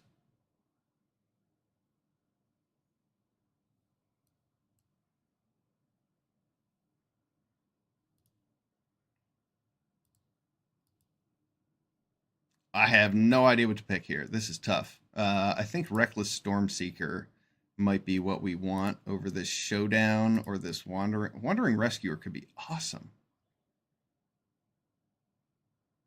Flash, Convoke, blank removal spells. I'm going to try the Wandering Rescuer in this deck. Maybe. We'll see if it finds a slot, but I'm going to take that as my pick. Rip Apart over a Robber of the Rich.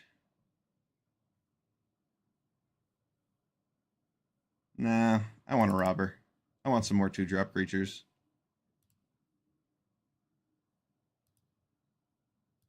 Clifftop Retreat. We need dual lands.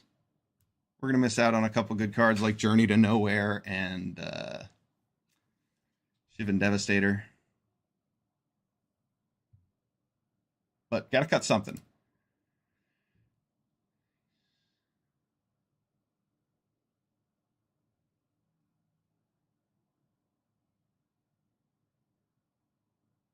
Three Tree Battalion. I mean, sometimes it's going to make 2 Ocelot Prides. There's 12 cards that it can hit. I'd like to try and play it. Chandra. Chandra's pretty good with War Leader's Call. Another Obliterating Bolt effect would be cool. But Chandra works really well with our Hell Rider and our War Leader's Call. And it recasts your instants and sorceries too. I don't want any of these. I guess I could take March.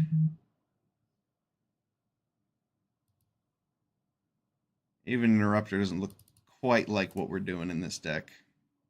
But neither does March. March is better in control decks where you're okay spending a little bit more mana. Sky Sovereign or a Metamorph? Metamorph can do some really cool things. But Sky Sovereign is just a really good way to top out a curve in an aggro deck. Because it's a creature that's difficult to deal with for control decks. We'll take a Rekindling Phoenix, though it probably won't find a slot in here. A Bonehorde Dracosaur? Well, this deck does look like it's not worried about too many 2-drops. I'm going to take the Dracosaur. Wheel a Storm Chaser, and we wheeled Rip Apart. All right. We were definitely in the correct lane this draft for red-white. And let's see if we can make a good deck. We're going to start from scratch. Way too many playables. All right. So let's get Lutri in there as our companion. With his stifling restrictions. All right. Legion's Landing, Ocelot Pride. We need all our 1-drop creatures. We probably want all of our 1-drop removal spells. But that's a probably.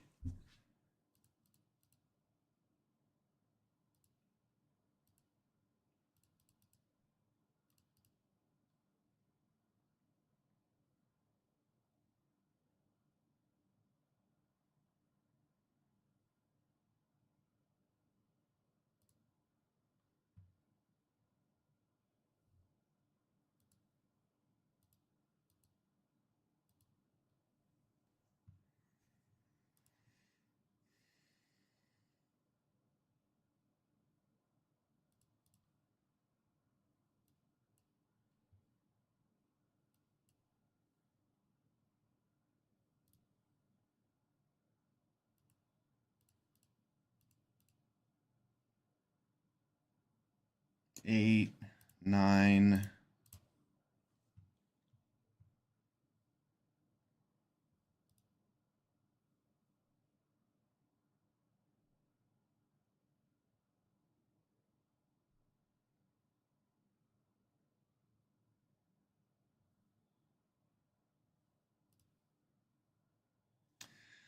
Do I have removal to support cutting that because it's a 3-drop?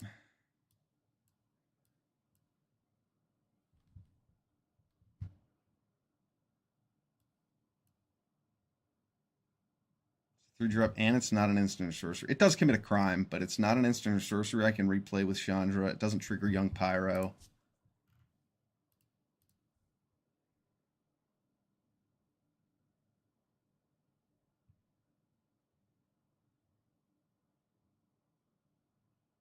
Five, 6, 7, 8, 9, 10. So I have 10 targets with 3-tree battalion. I only need I only need to hit one creature.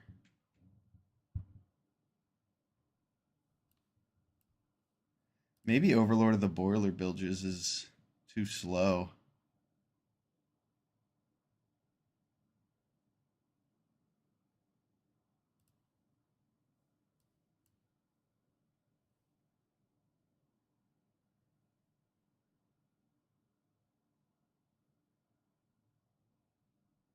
Maybe.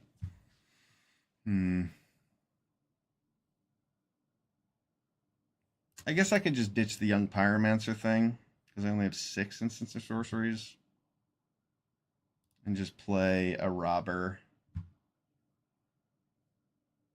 But I want to, I want to get the city's blessing with Ocelot's Pride. I want to make lots of creatures. Young Pyromancer's going to be good.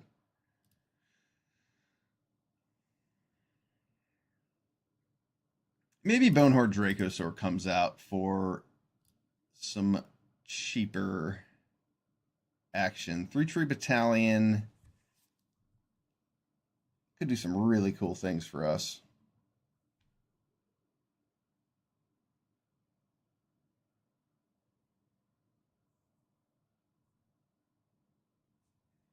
I like the idea of having Elspeth Sun's Champion at our top end.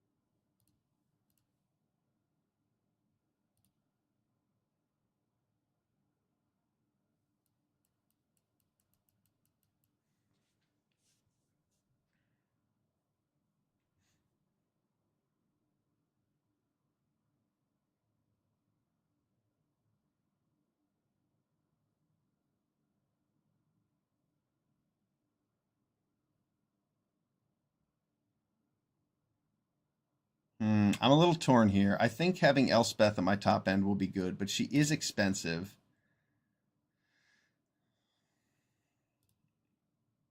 Reckless Stormseeker gives me another 3-drop for my 3-tree battalion.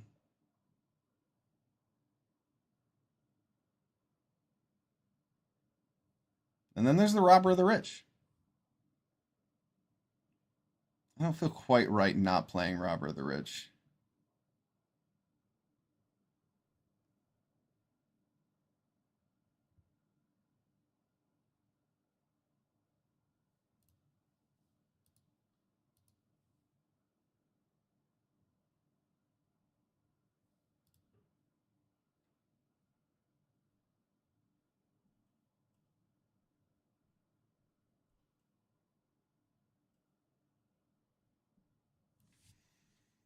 No, I can't cut one of the 1-drop instance of sorceries. So it's got to be probably a 3-drop. Yeah, I don't know if the Stormseeker can make it in here. All right, I like this deck. This deck looks pretty sweet. We're not playing Elspeth, though she may find her way in here. We're trying to be aggressive. Oh, no, we cut that, and then we... Wait a second. Hold a moment.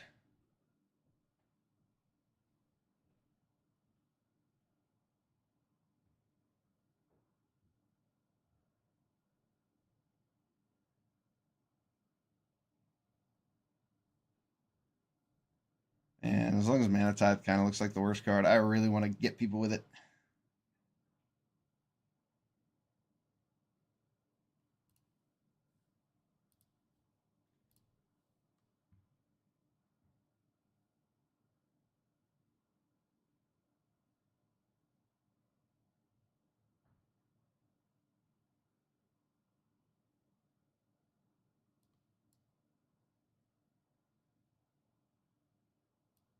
I guess Veteran Survivor is just not that good.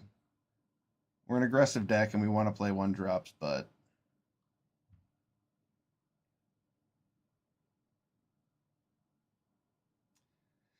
man, Mana Tithe is too reactive. But we'll see if it works here.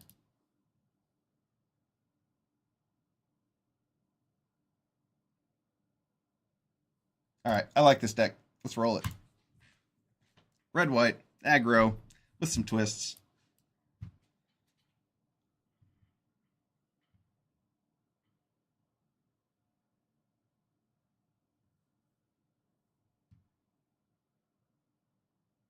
Sure. Double red would be nicer than double white, but that's okay for now.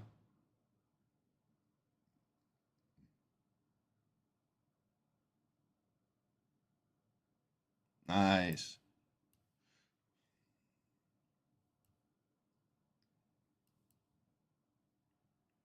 Get mogged out there, because if he counters and plays something, I could play Chandra. I want Chandra to be on the field before I play Hellrider.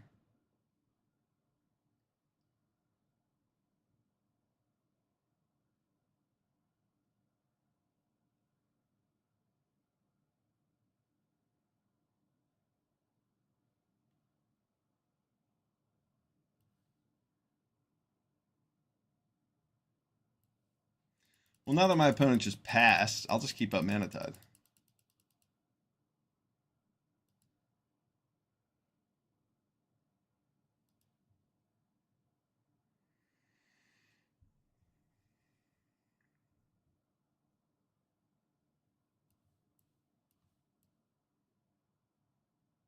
Awesome. Way to go, Mana Tithe. Doing work.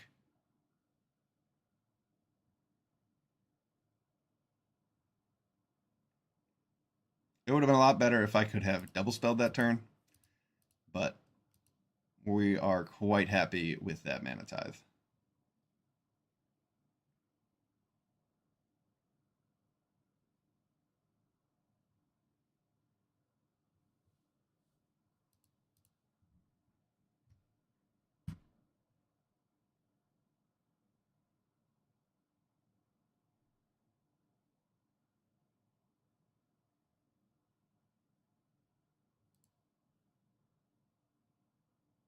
My opponent must be distracted.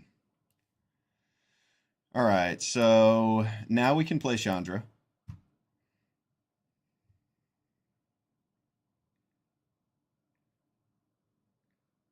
Chandra is certainly counterable if he chooses to counter.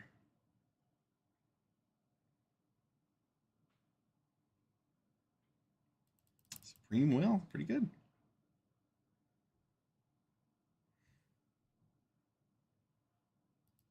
It's not one of my favorite cards to play in Cube. I think it's a little expensive.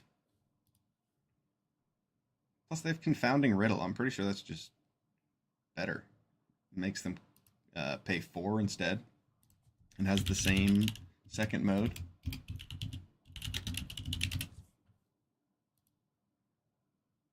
Oh no. Is it graveyard? Yeah, that puts it in the graveyard. That puts it on the library. So they are indeed different.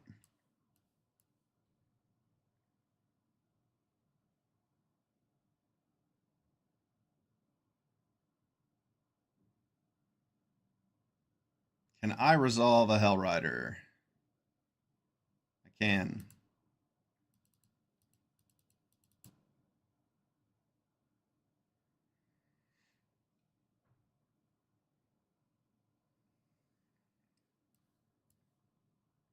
Hopefully I don't get Wrath of Godded here.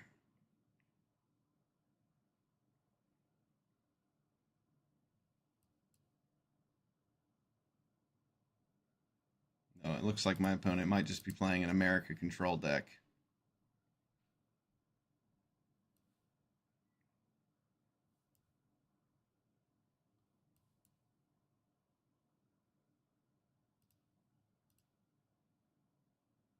Oh, nice. That was an excellent draw. FOMO into Overlord. Thanks, Duskmorn. Does my opponent have more board wipes, I wonder? Probably not after playing an Agent of Rafine.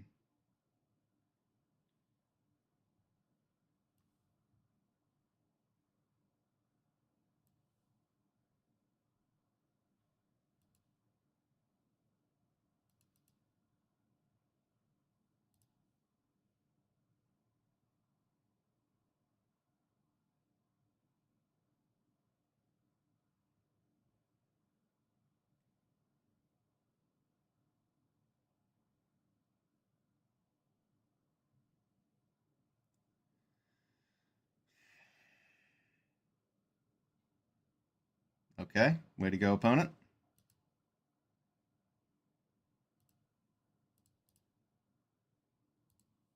Way to go.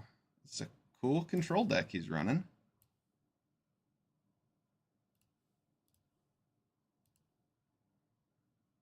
I love American control decks. Maybe he first picked it to Fairy or burn down the house. There are so many different strategies you can go with in Cube. It is certainly one of the most fun draft formats.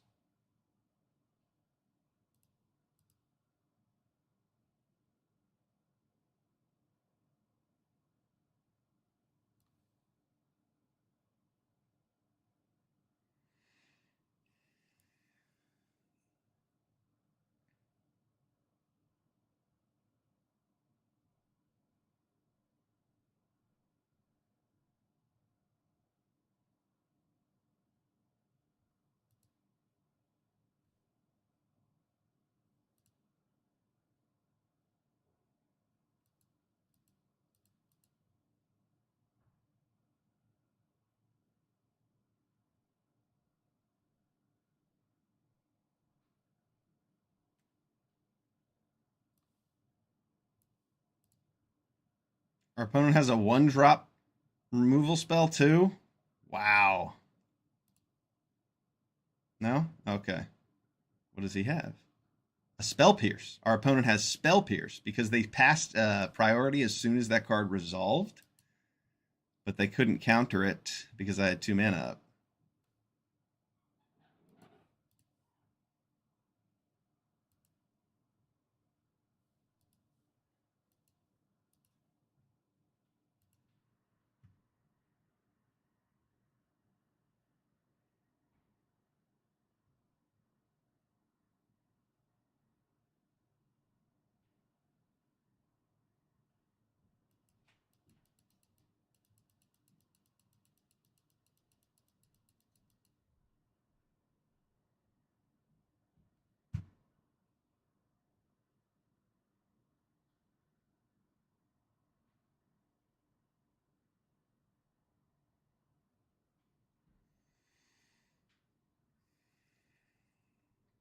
Wow, yeah. Our opponent's control deck is producing all the answers.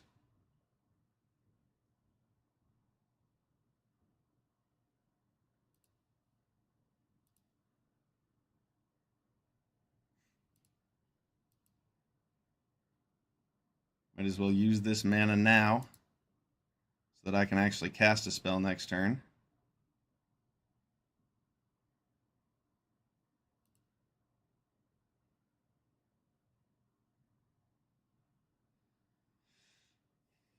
It's likely he has an answer for the Overlord with 5 cards in his hand. Control deck.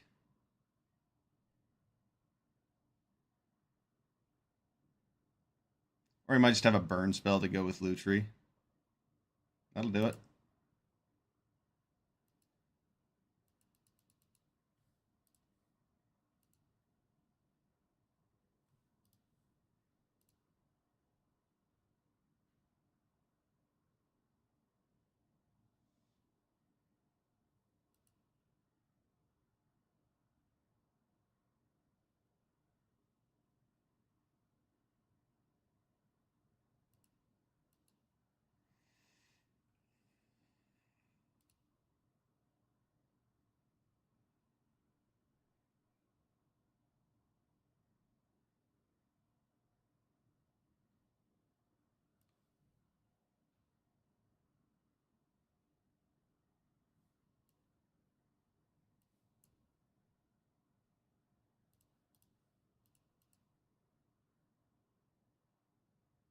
Got him.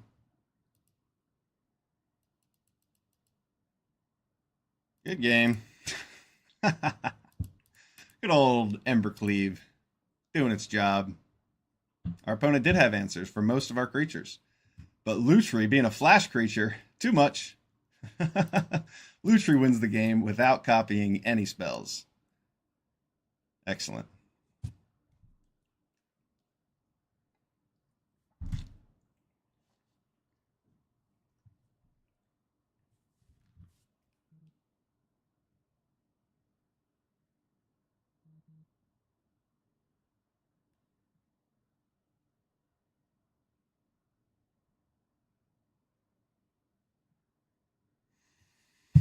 What do we have here? This hand looks good. Turn 1 Ocelot Pride, turn 2 Pyromancer, turn 3 Call. Maybe this.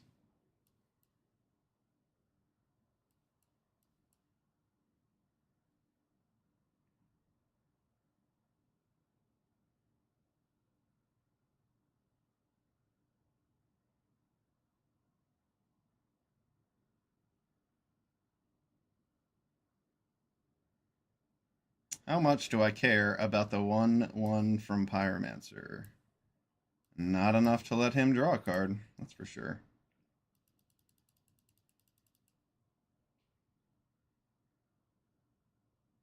Hey, look, I got a 1/1 anyway. And if he plays a creature, War Leader's Call next turn is going to be awesome. Okay, no creature. No creature. Let's see, maybe he has some sort of flash thing. No? Well, I'm not going to play one of my favorite spells.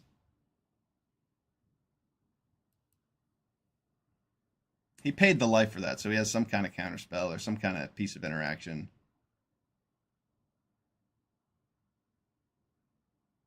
There we go. Very good.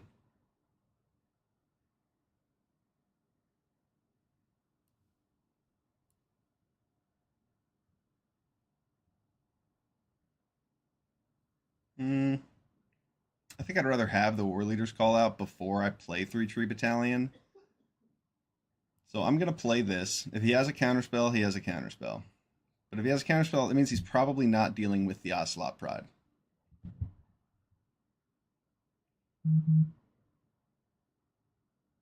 Does he have Enduring Curiosity, I wonder? 4 mana?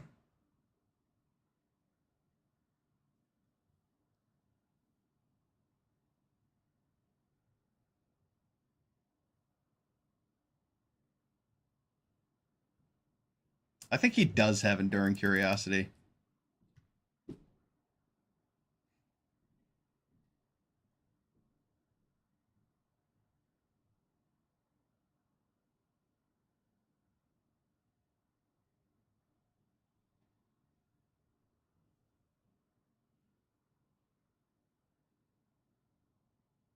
Oh no, Murderous Cut. Well, he would have just killed that when I swung in anyway, so nothing changed. Yeah, I'll just attack and keep up the battalion. My opponent's not doing anything, they'll die eventually.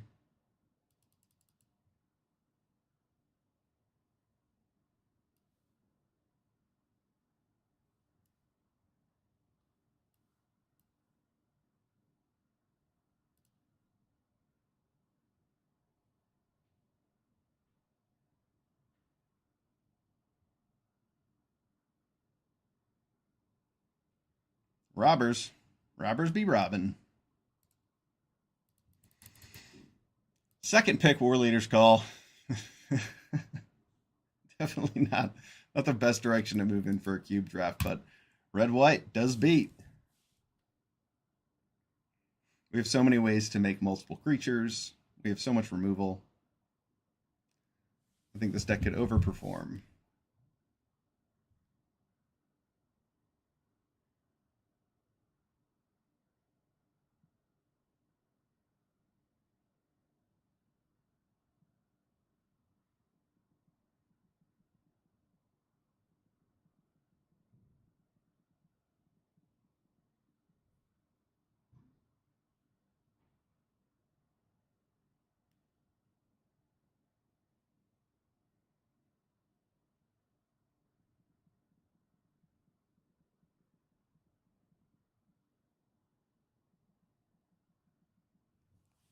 This hand is not keepable. This hand is keepable.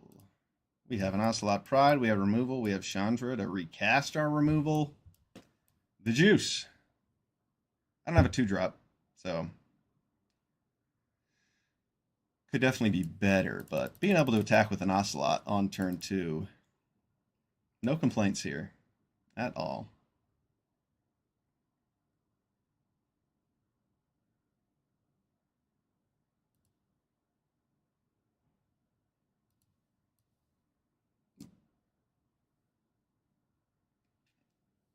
I don't love the idea of my opponent having more lands next turn, but we got to get rid of that. Get rid of that, attack in with lots of things next turn. I'll have the City's Blessing on turn 4.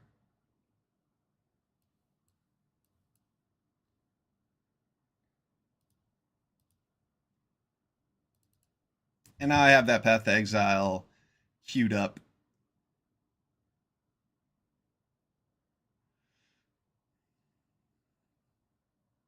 Yep, see, next turn with this land and those two, I'll have the City's Blessing. Ooh. Well, I don't mind my opponent having a Bitter Blossom, but I do mind them having Priest.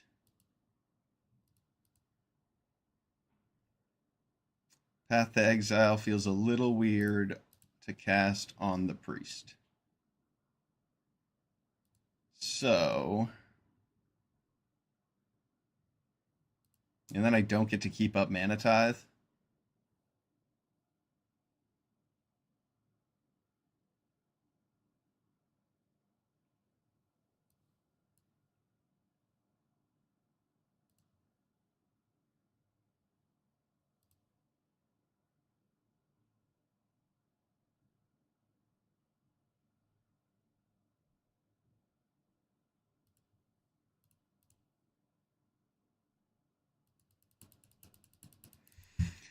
I'm a little afraid of not having the double white here. And if I can actually cast Lutri with that Path to Exile on the stack, that would be so cool. Which I can do next turn fairly easily. Come on. Play something expensive.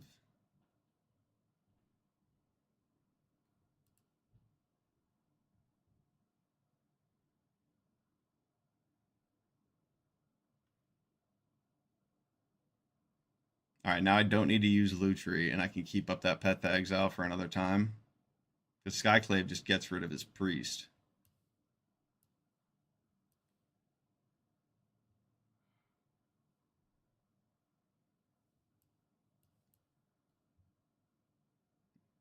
Yeah, let's use this answer because I can use Lutri Path to Exile on other things. And I'm fine with them having Bitter Blossom. His 1/1s against my 1/1s, no, they're costing him life.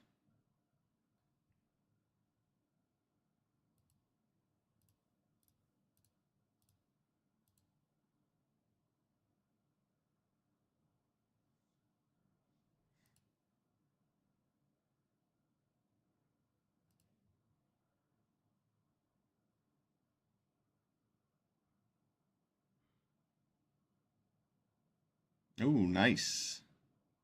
Stoic Sphinx. And he gets to take out my Chandra next turn. So I don't get Path to Exile. Wow, what a blowout. What a blowout. That Stoic Sphinx was awesome. Imagine if I had kept up this Mana Tithe.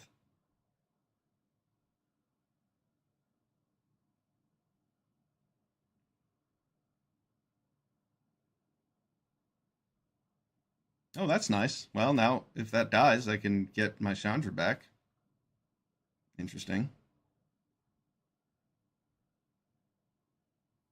Oh man, what a blowout with that instant speed creature. That's funny. I saw the Enduring Curiosity last game, but I didn't see the Stoic Sphinx this game when it was actually there.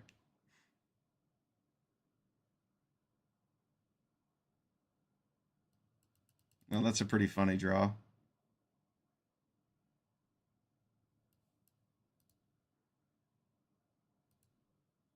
That is a pretty funny draw.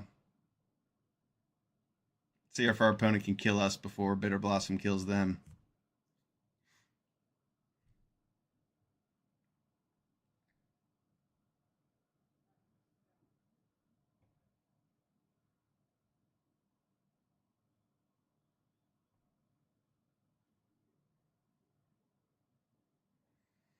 They have a good clock, that's for sure.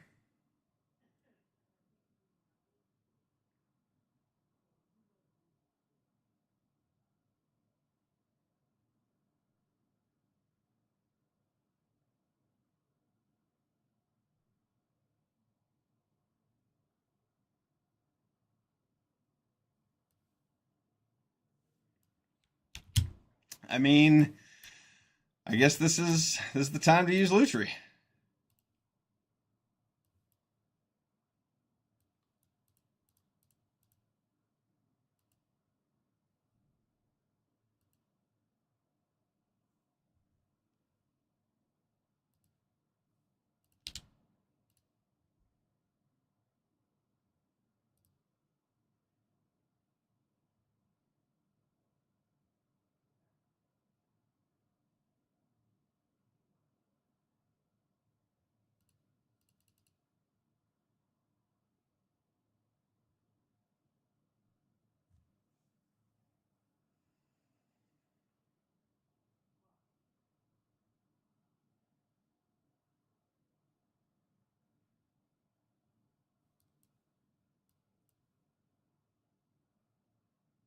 Yeah, he has lethal.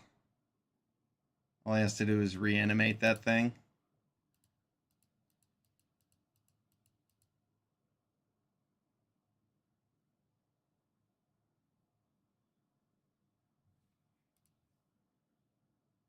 Man. Oh, what? He missed it. He didn't see it.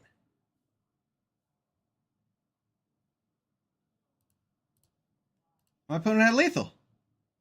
All they had to do was just reanimate the Tenacious Underdog. They had 5, 6, 7, 8. I only had one blocker.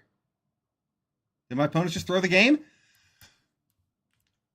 We got him. Good game. Whoops. Sorry, Taco Logic. Taco Logic is not always the best logic, I suppose. Though, I'll tell you what. On a Tuesday, Taco beats all.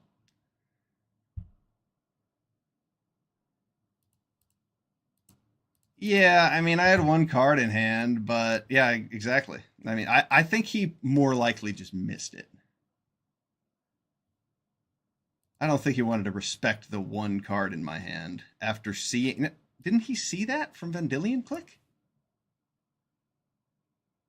No, I top decked that. Wow, awesome. 3-0. What a win. Stole that one away.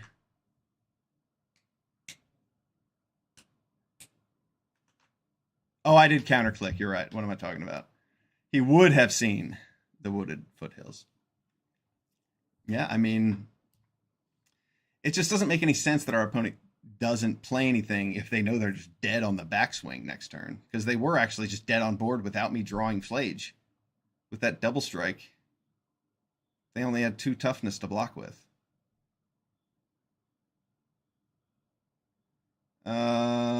Yeah, this hand's awesome. We have a Legion's Landing. Oh, to him, I spent 2 cards to save the card in hand. Okay. Sort of. Well, that wasn't really spending 2 cards. That was just making Mana Tithe worth its 1 card. Oh, man, I don't want him gaining life. I guess I'll Path Exile that and keep up a Mana Tithe. Oh, Mana Tithe could be really cool here. I know I could have pathed on his turn, but I'm hoping he plays a 4-drop. Like, dropping Overlord of the Mistmores right now. Oh, yes, I'll take it. I'll take it. Make him lose some life.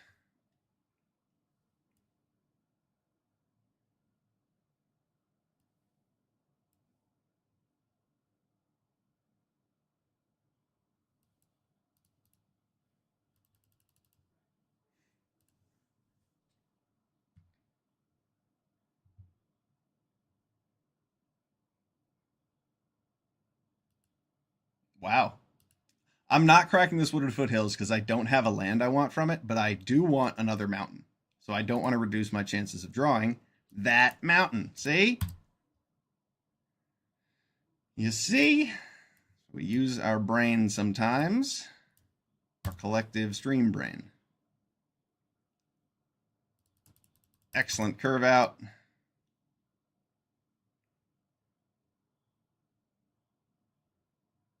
That Mana Tithe was sweet. It wasn't that devastating. He could have just drawn an extra card and dealt me 3, but it was awesome. Yeah, I guess Flage is pretty good here. Am I cool with him trading off? Nah, that has 1 toughness. And that one has 2. I'd rather just kill that Ajani.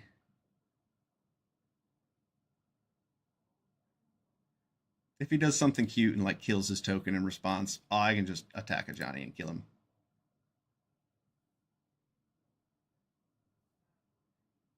And I don't want my Pyromancer in the yard. Okay, well, I'm just getting in with 1/1s. Oh no, I have to attack to get that Legion's Landing trigger. Is that worth it? To get another card in the graveyard? Yes. I want Legion's Landing to flip.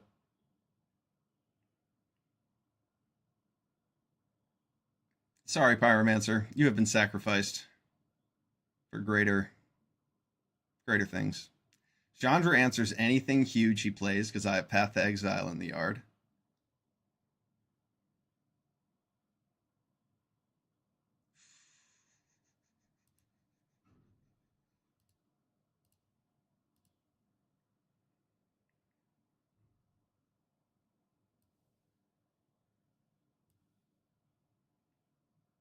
Good game. I could have just played Flage there and killed the Hostile Investigator too. That was a sweet curve. Red-white aggro. We even cut a 1-drop from our deck because the rest of the cards were too good.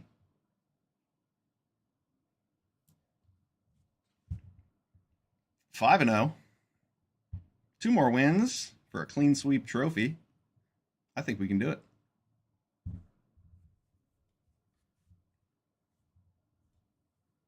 Nay. This looks good enough.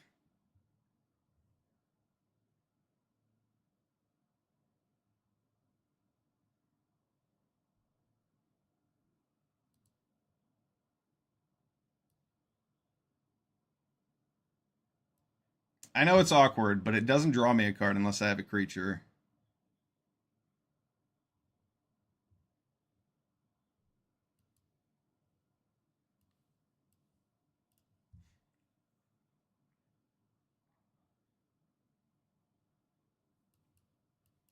Now I just have 2 really powerful 4-drops and a way to help me get there.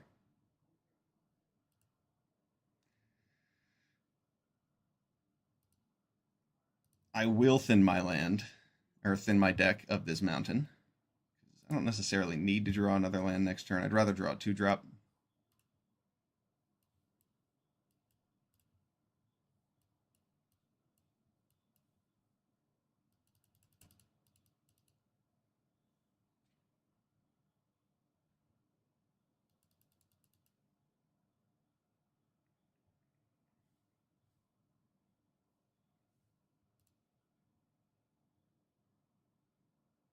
Black-red. Smuggler's Copter. I can't play with fire to kill that. But this Magda could be kind of cool if he plays a creature with 2 toughness. And I get a treasure before he attacks with that Copter. Well, he's going to get to attack with the Copter either way.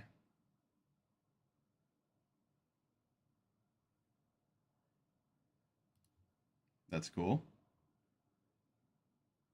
Does he get to double spell with a creature? Dang. That's okay. We'll just play with fire on here, and then I'll use Overlord of the Mistmores next turn, I think. Yeah, get that clock going, because getting this out earlier is better than getting this out earlier.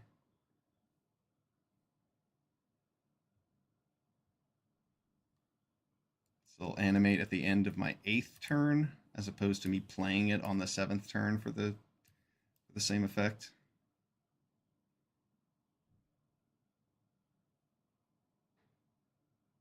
Compared to the other overlords, this one is almost always better to play as a 4-drop, because the impending will bring it out just a turn later, compared to like Overlord of the Hauntwoods or Overlord of the Flood Pits, which you can play as a 3-mana card, but then you won't actually see it for 4 more turns, where you could just play him on turn 5.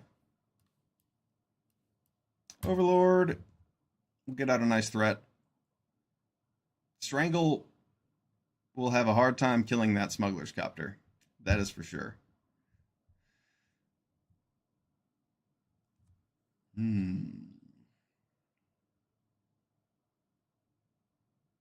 Does my opponent have a 1-drop removal spell? We're going to find out.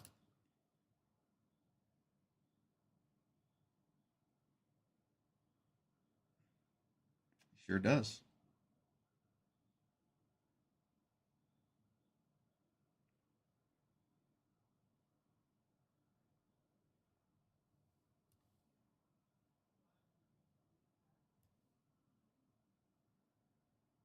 Give me something good. Wow. Just completely blank. Top 6 cards. Woo! I should have seen 1.5 cards in there. That is terrible.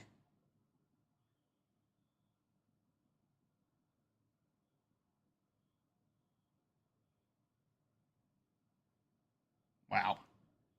That was so bad. How is that even what a bad roll. What a bad roll. I know how it's possible, but what are the chances? Very low. Very low.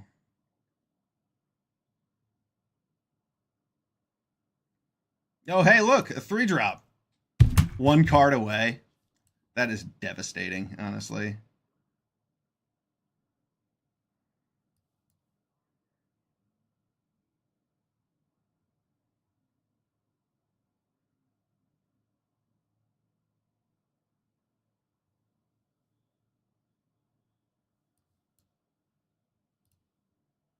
As much as I would like to Lutri that Strangle, I don't have the time. My opponent's too fast with that Smuggler's Copter. Smuggler's Copter's so freaking good on turn 2. It's almost impossible to beat in any deck. Aggressive deck, or that's why it's been banned in multiple formats.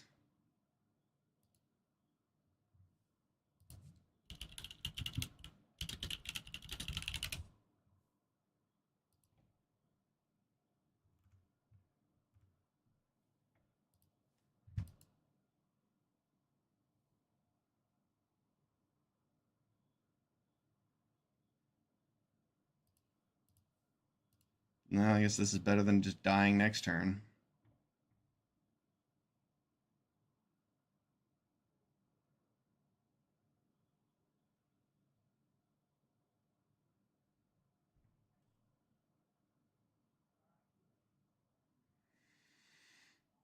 Hopefully we can just resolve, or we can just attack once with our Overlord and then take over the game. Maybe he has an Infernal Grasp in his hand he's planning to use on my end step.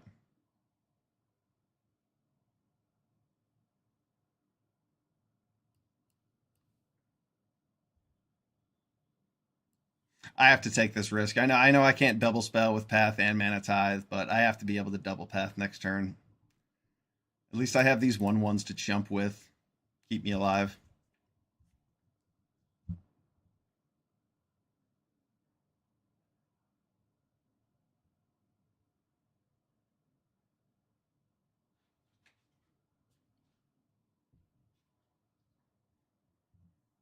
Two-drop removal? Come on. Come on, opponent. You don't care about killing my 1/1s. You want to kill it now.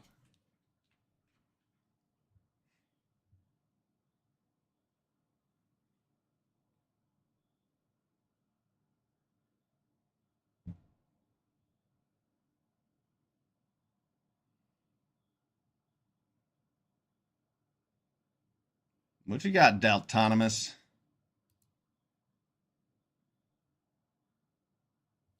Daltonimus.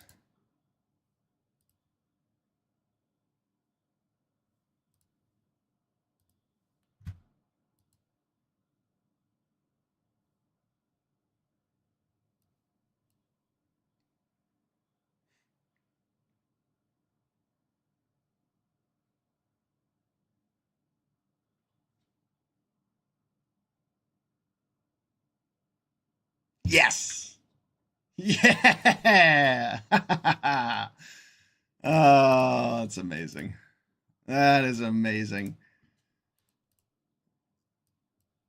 Oh, that is amazing. That's got to be the game. What a comeback. What a comeback. Now we get to untap with Lutri and Path to Exile. We're going to get to connect with Overlord.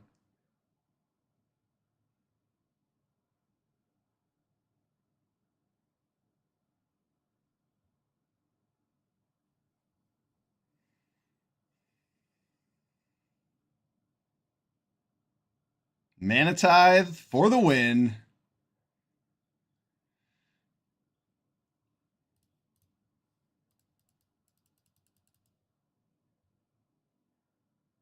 Oh, yeah. Untap. We get to attack.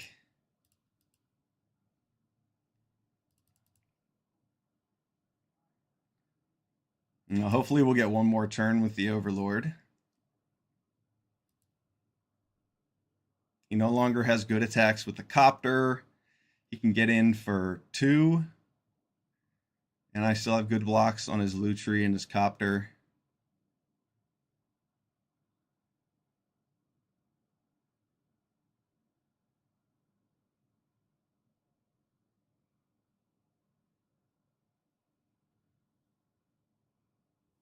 Let's hope he doesn't have another removal spell. If Overlord gets to attack again, we'll be even better shape.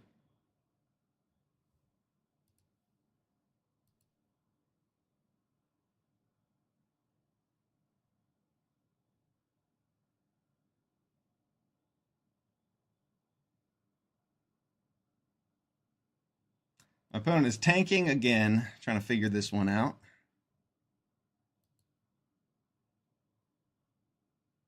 For my sake, I hope he doesn't, but more power to him.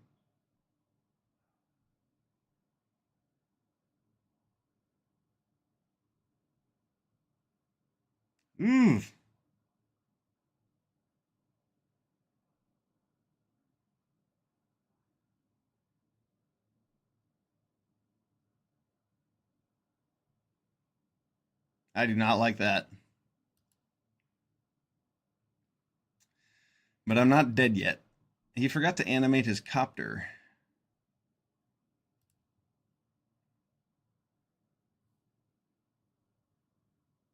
Oh, and he has... Oh, dang. Lightning Bolt. Come on. Good game, opponent. He figured it out. That is why he had to tank so long. He was doing math. And math's hard for some people. So, way to go, Daltonomous. You gave me my first loss for this deck. Wow, that was a good game. I could have Lutrid and Path to Exiled his creatures to keep from the Smuggler's Copter. To keep from Meat Hookmasker dealing me damage. But then he just would have animated the Smuggler's Copter, and I would have been dead. So he had the Lightning Bolt to close it out. Man, what a game. What the hell just happened? Oh. Yeah, I don't want any more mountains.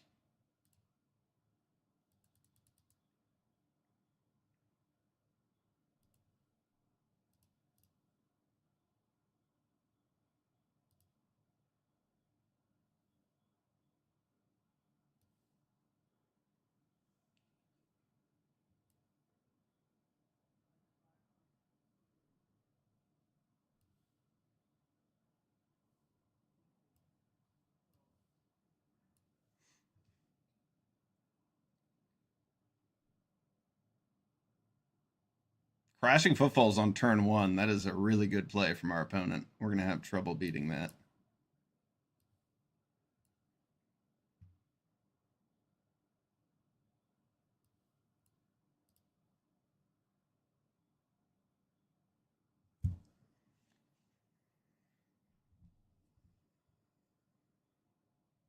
If our opponent doesn't have any answers, though.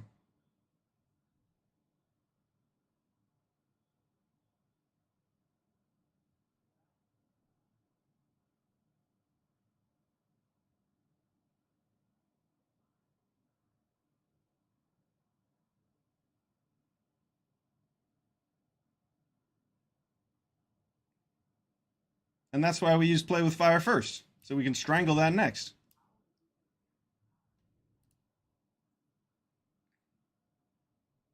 Repulsive Mutation. That was cool. Nice play, opponent.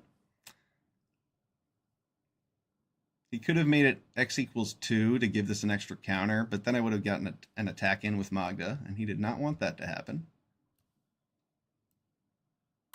Let's see if Strangle works. Strangle works.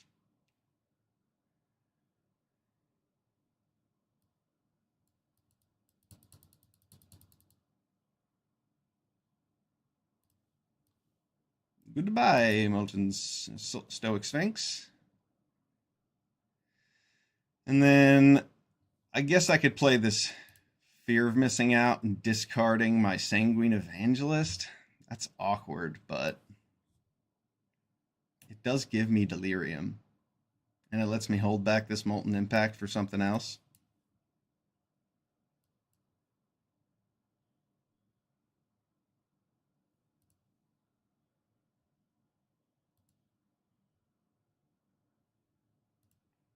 It probably made more sense to just keep the treasure up, so I could have sacrificed it to Magda. Made more 4/4s.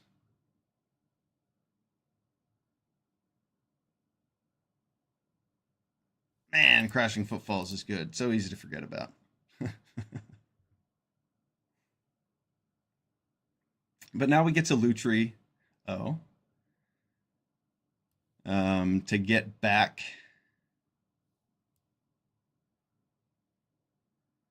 Yeah. I'll get Lutri and pass my turn. And then next turn I can Lutri this Molten Impact to kill a couple things, hopefully.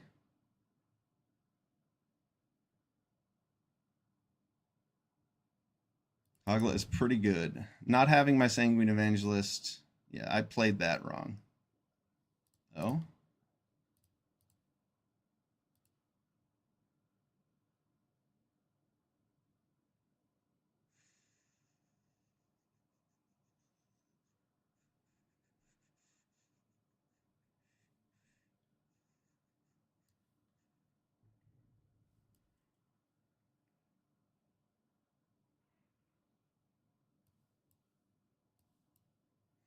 Yeah, I gotta just kill the Kogla because if I don't, he's gonna kill my War Leader's Call.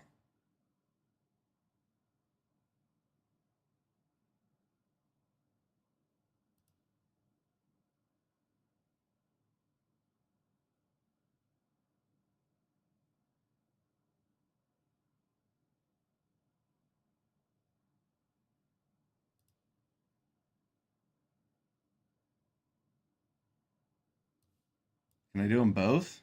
I can. And my opponent doesn't have any interaction? Here we go. Give me something good.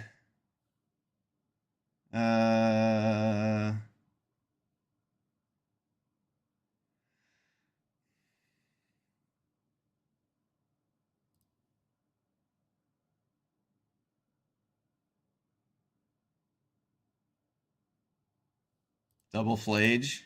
Yes, please.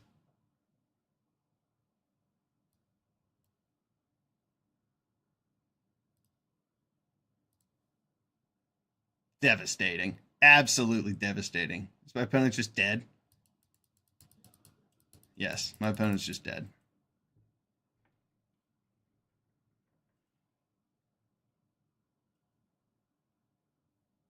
Good game. That was nuts. 3-3 Battalion. That card's sweet. We'd really hoped to get a Flage with it once. And it won us a game. Get to theory craft during the draft, and then it all comes together in your games. Oh man, feels good. Love Magic. 5-1 with this fancy red-white create lots of things deck. Let's go wide with good removal.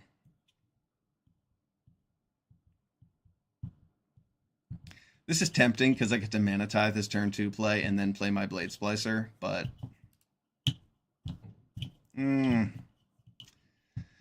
well, I liked my last hand a little bit more. But that's okay. Sometimes you get bad hands. Yeah, see, our opponent didn't play a 2-drop, so I don't really want to play this Split Skin Doll.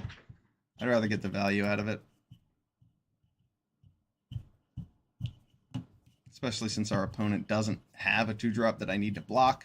We're on the draw. We both mulliganed. I want to get the full value out of all my cards. Make sure I can take advantage of the fact that I have an extra card from being on the draw.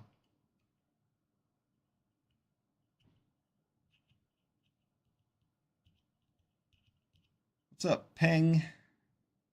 Luris? Already? Bold move. Bold move to play Luris on turn 3 when you have no value to be gained from it. And indeed, you were punished.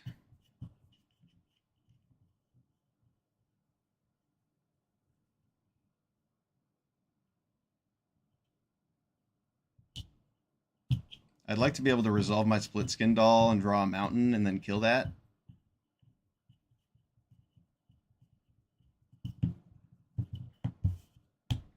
Can we punish our opponent? We can. Use to sacrifice a creature. It can sacrifice itself. Oh, wow. What a top deck. Now I can actually just use Play with Fire on that. Does that make as much sense? I don't think so. I think I probably do want to Molten Impact it so that I can get the 3 damage at a Molten Impact. Yeah. I'm just going to blow this up with Molten Impact. He might sacrifice it. That's why I didn't want to do that. Yeah, no, that was dumb. That's okay. We overthought things.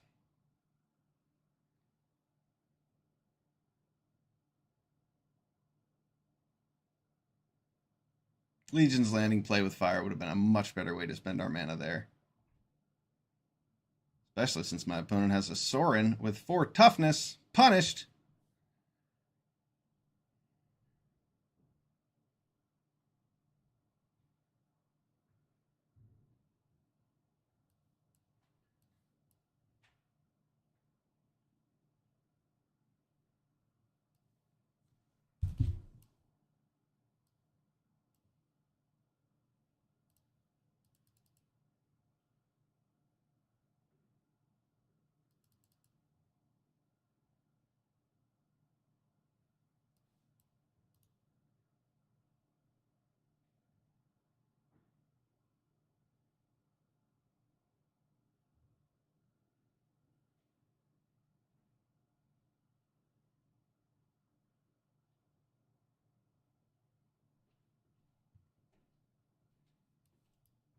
Very good. And next turn we'll have some good attacks with our Hell Rider, hopefully.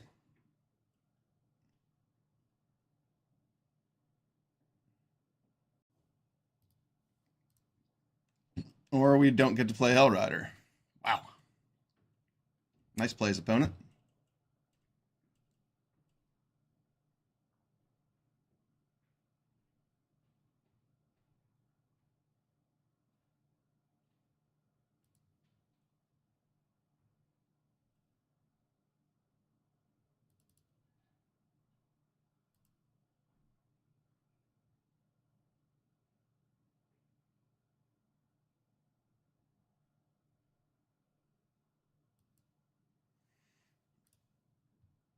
Opponent has Bastion of Remembrance. And he's out of cards. I'm pretty much out of cards. I have a good creature engine. I have more lands. I like our position. Our opponent top deck a good creature. No? Okay, he doesn't want to trade. That was a sick top deck. Wow. Here we go. This is going to be cool.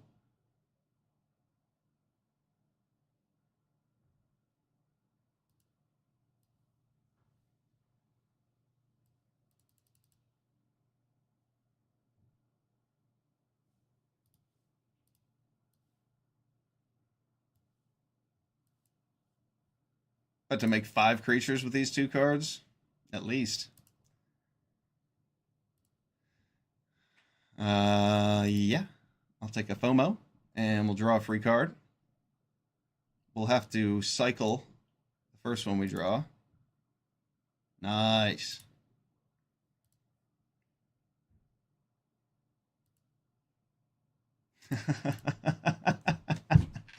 Oh, that was sweet. Good game. All right, we're 6-1 now with this aggressive red-white deck. Let's get one more win. Call it a trophy. Yeah, that was pretty disgusting, Bunami. Thank you, thank you. Copying 3-tree Battalion. I guess that's about as good as it gets with 7 mana in this aggressive deck. That makes up for missing that 3-tree Battalion the last time.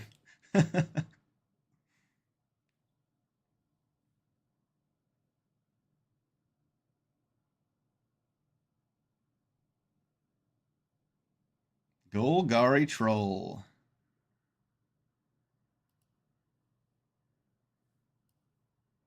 I suppose I could put Path on the field just in case. I don't think Ragavan's in this set, though.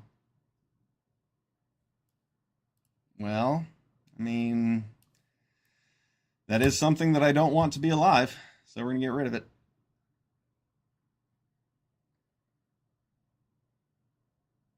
We're definitely giving our opponent more mana, so Path to Exile is not our favorite card to play on turn 1, but Agent of Fiend would be annoying.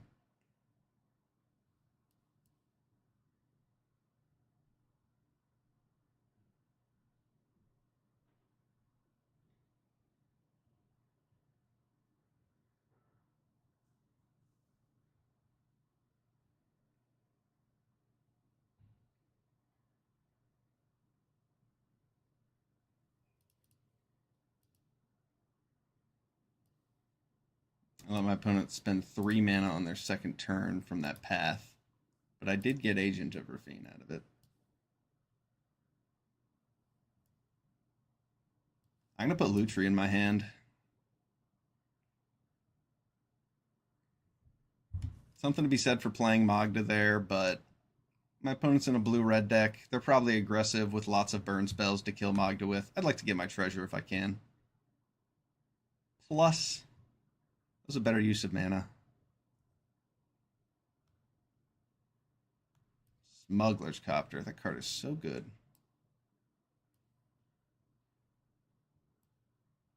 Alright, I've got a good plan here. If I can resolve this Molten Impact... Oh, I can't, because he gets to sacrifice Bomat Courier. If he wants. If he wants to discard his hand.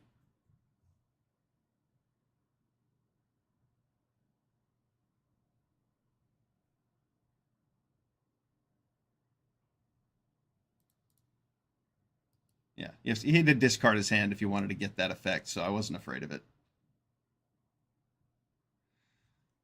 It's my Magda, okay. Yeah, so now I have this 3 damage at instant speed. So when I play 3-tree Battalion on his next turn and he has Smuggler's Copter, I can blow it up. And this effect is not something he can counter with a counterspell.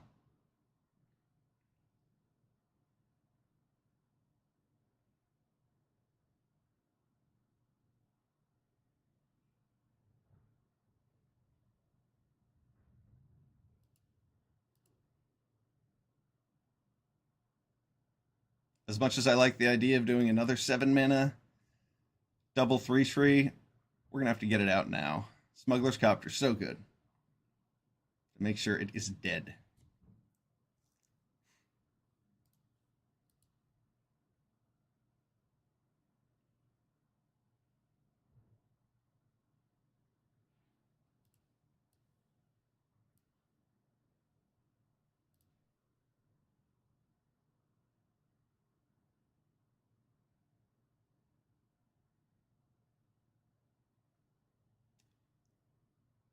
He countered it with an. He countered it.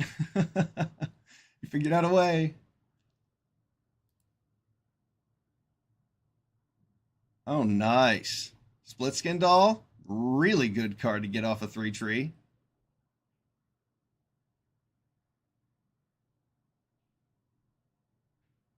Wow. I am pleased with that top deck.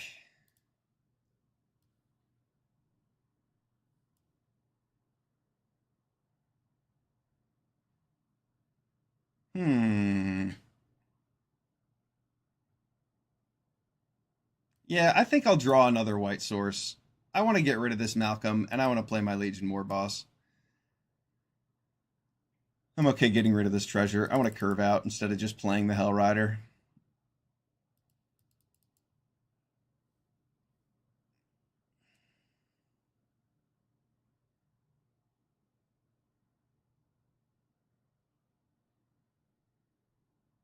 Oh, that is so cool.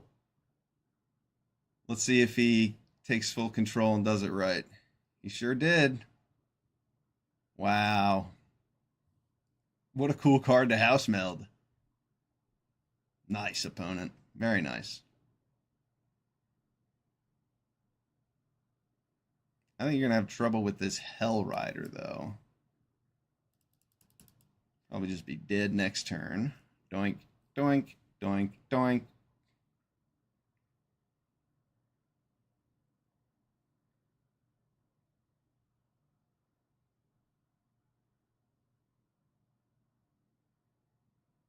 Okay.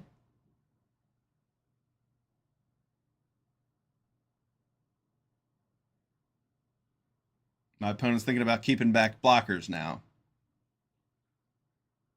Oh no, he's curving out.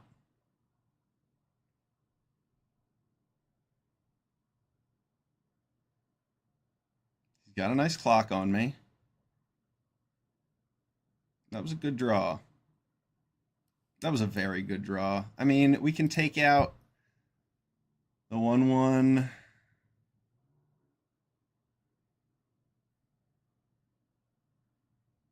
And another 1/1. All right, so if he animates the Smuggler's Copter in response, then I will copy this.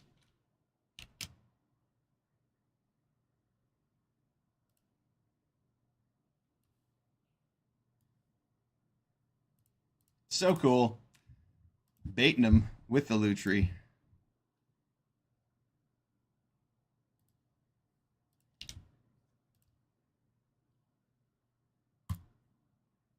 Bing, bang, boom, strangle, strangle, Hell Rider.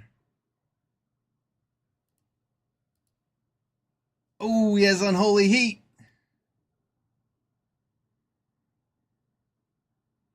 Sorry, we're going to put our opponent to 1. And hope he doesn't have a way to deal us an additional 4 damage next turn.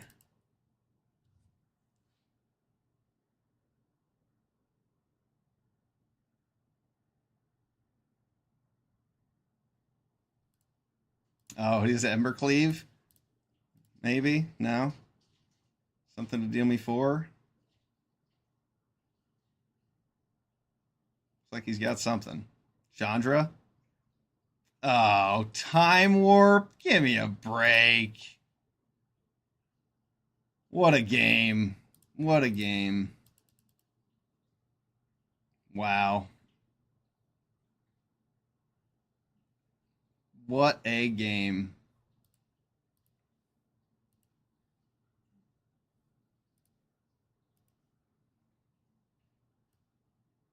A second white source and we win that pretty easily. Anything we could have done differently on that last turn? If we just play War Leader's Call, then we get in for 4. And we don't have another creature to play. Yeah, because he just gets to time warp the next turn. Yeah, we couldn't have done anything differently there. That was close. Good game. Sometimes you get beat by time warp. Oof. Last two losses have been good games.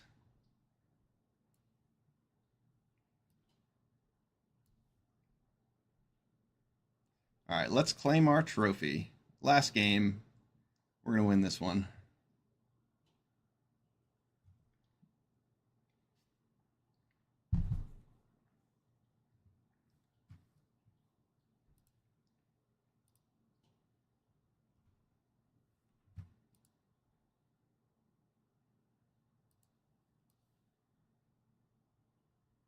I like FOMO a lot more when my hand's empty, but he's a good 2-drop.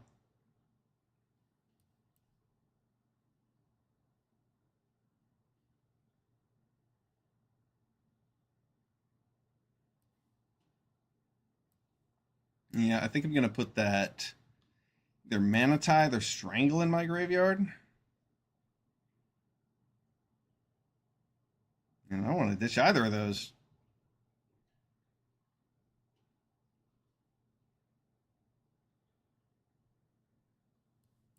Yeah, I guess I'll get rid of the Manatithe and just curve out with Lutri next turn. Ocelot would have been a really good card to have Manatithe up with.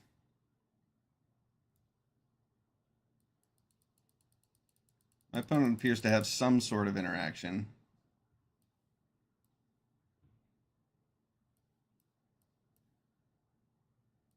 No, that's not interaction, but it is a spell.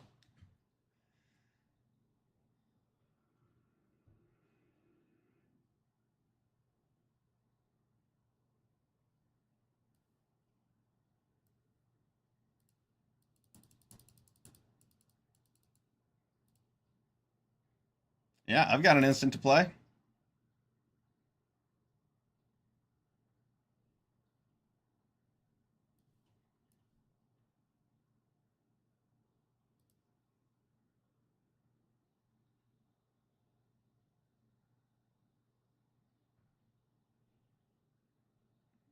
Now I have to discard a card. Robber.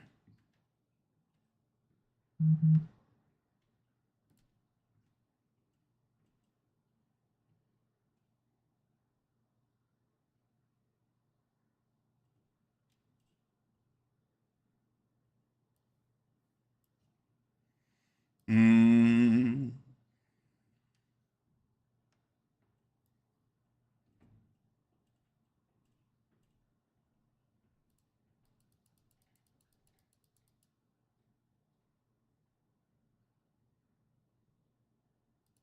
Cool.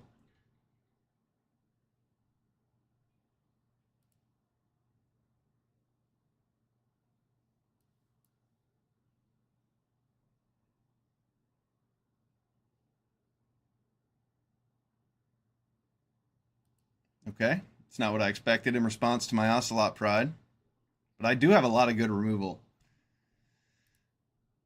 Maybe he'll heist a path or play with fire, take care of my Ocelot.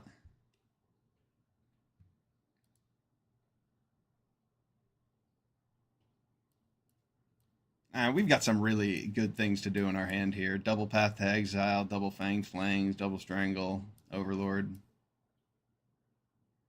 And we have a board position. Oh, wow, that is cool. Our opponent gets to copy Vanishing Verse and get rid of our Ocelot Pride.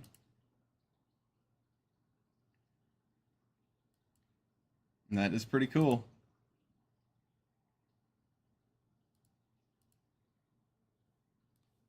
Just gonna get our Overlord out.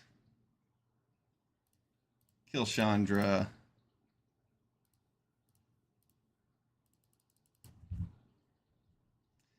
Ahead on board again with a ton of cards to play. With this Path to Exile, we can really deal with anything our opponent plays. I don't want to kill that yet. Do I? 1, 2, 3, 4, 5, 6, 7. I can put it down to 5. Push it down to 8. Yeah, I do want to kill that. That must die. Though I could just Fanged Flames and Strangle it to keep up path for anything else he plays. Yeah, he might have Atraxa. So we're going to do this. We're going to go Strangle, Molten Impact, get some attacks in. And then I've got Lutri Path to deal with any abundance of life linkers that he plays.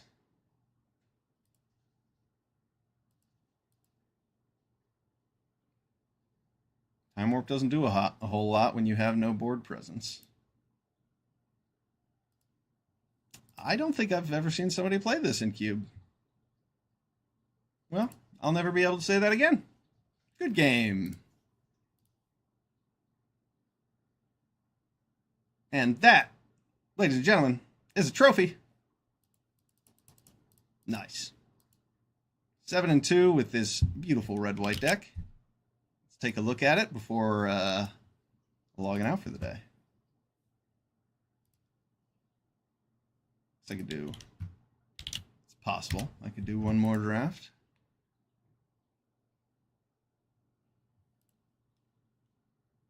All right, so we did not play this 1-drop creature. We did not play Overlord of the Boiler Bilges. Some notable excludes. We didn't play Rip Apart. It's just fine. Reckless Stormseeker. We didn't play Ghost Fire Slice. We didn't play Sky Sovereign or Elspeth. We chose to play cards that would work well with 3-Tree Battalion, and we got paid off really well for that. Just by having an abundance of cards. 3-Tree Battalion won most games that I casted in. It was really good against all the control decks, which is one of the things Red-White struggles with, is being able to pass and have instant speed creatures. Lutri also was really good in the Red-White deck, being an instant speed creature, copying all of our cheap removal spells. All right. Claim that trophy. Good games. Short break, and I will be back. Thank you all for being here. I'm Felonious. I'll see you soon.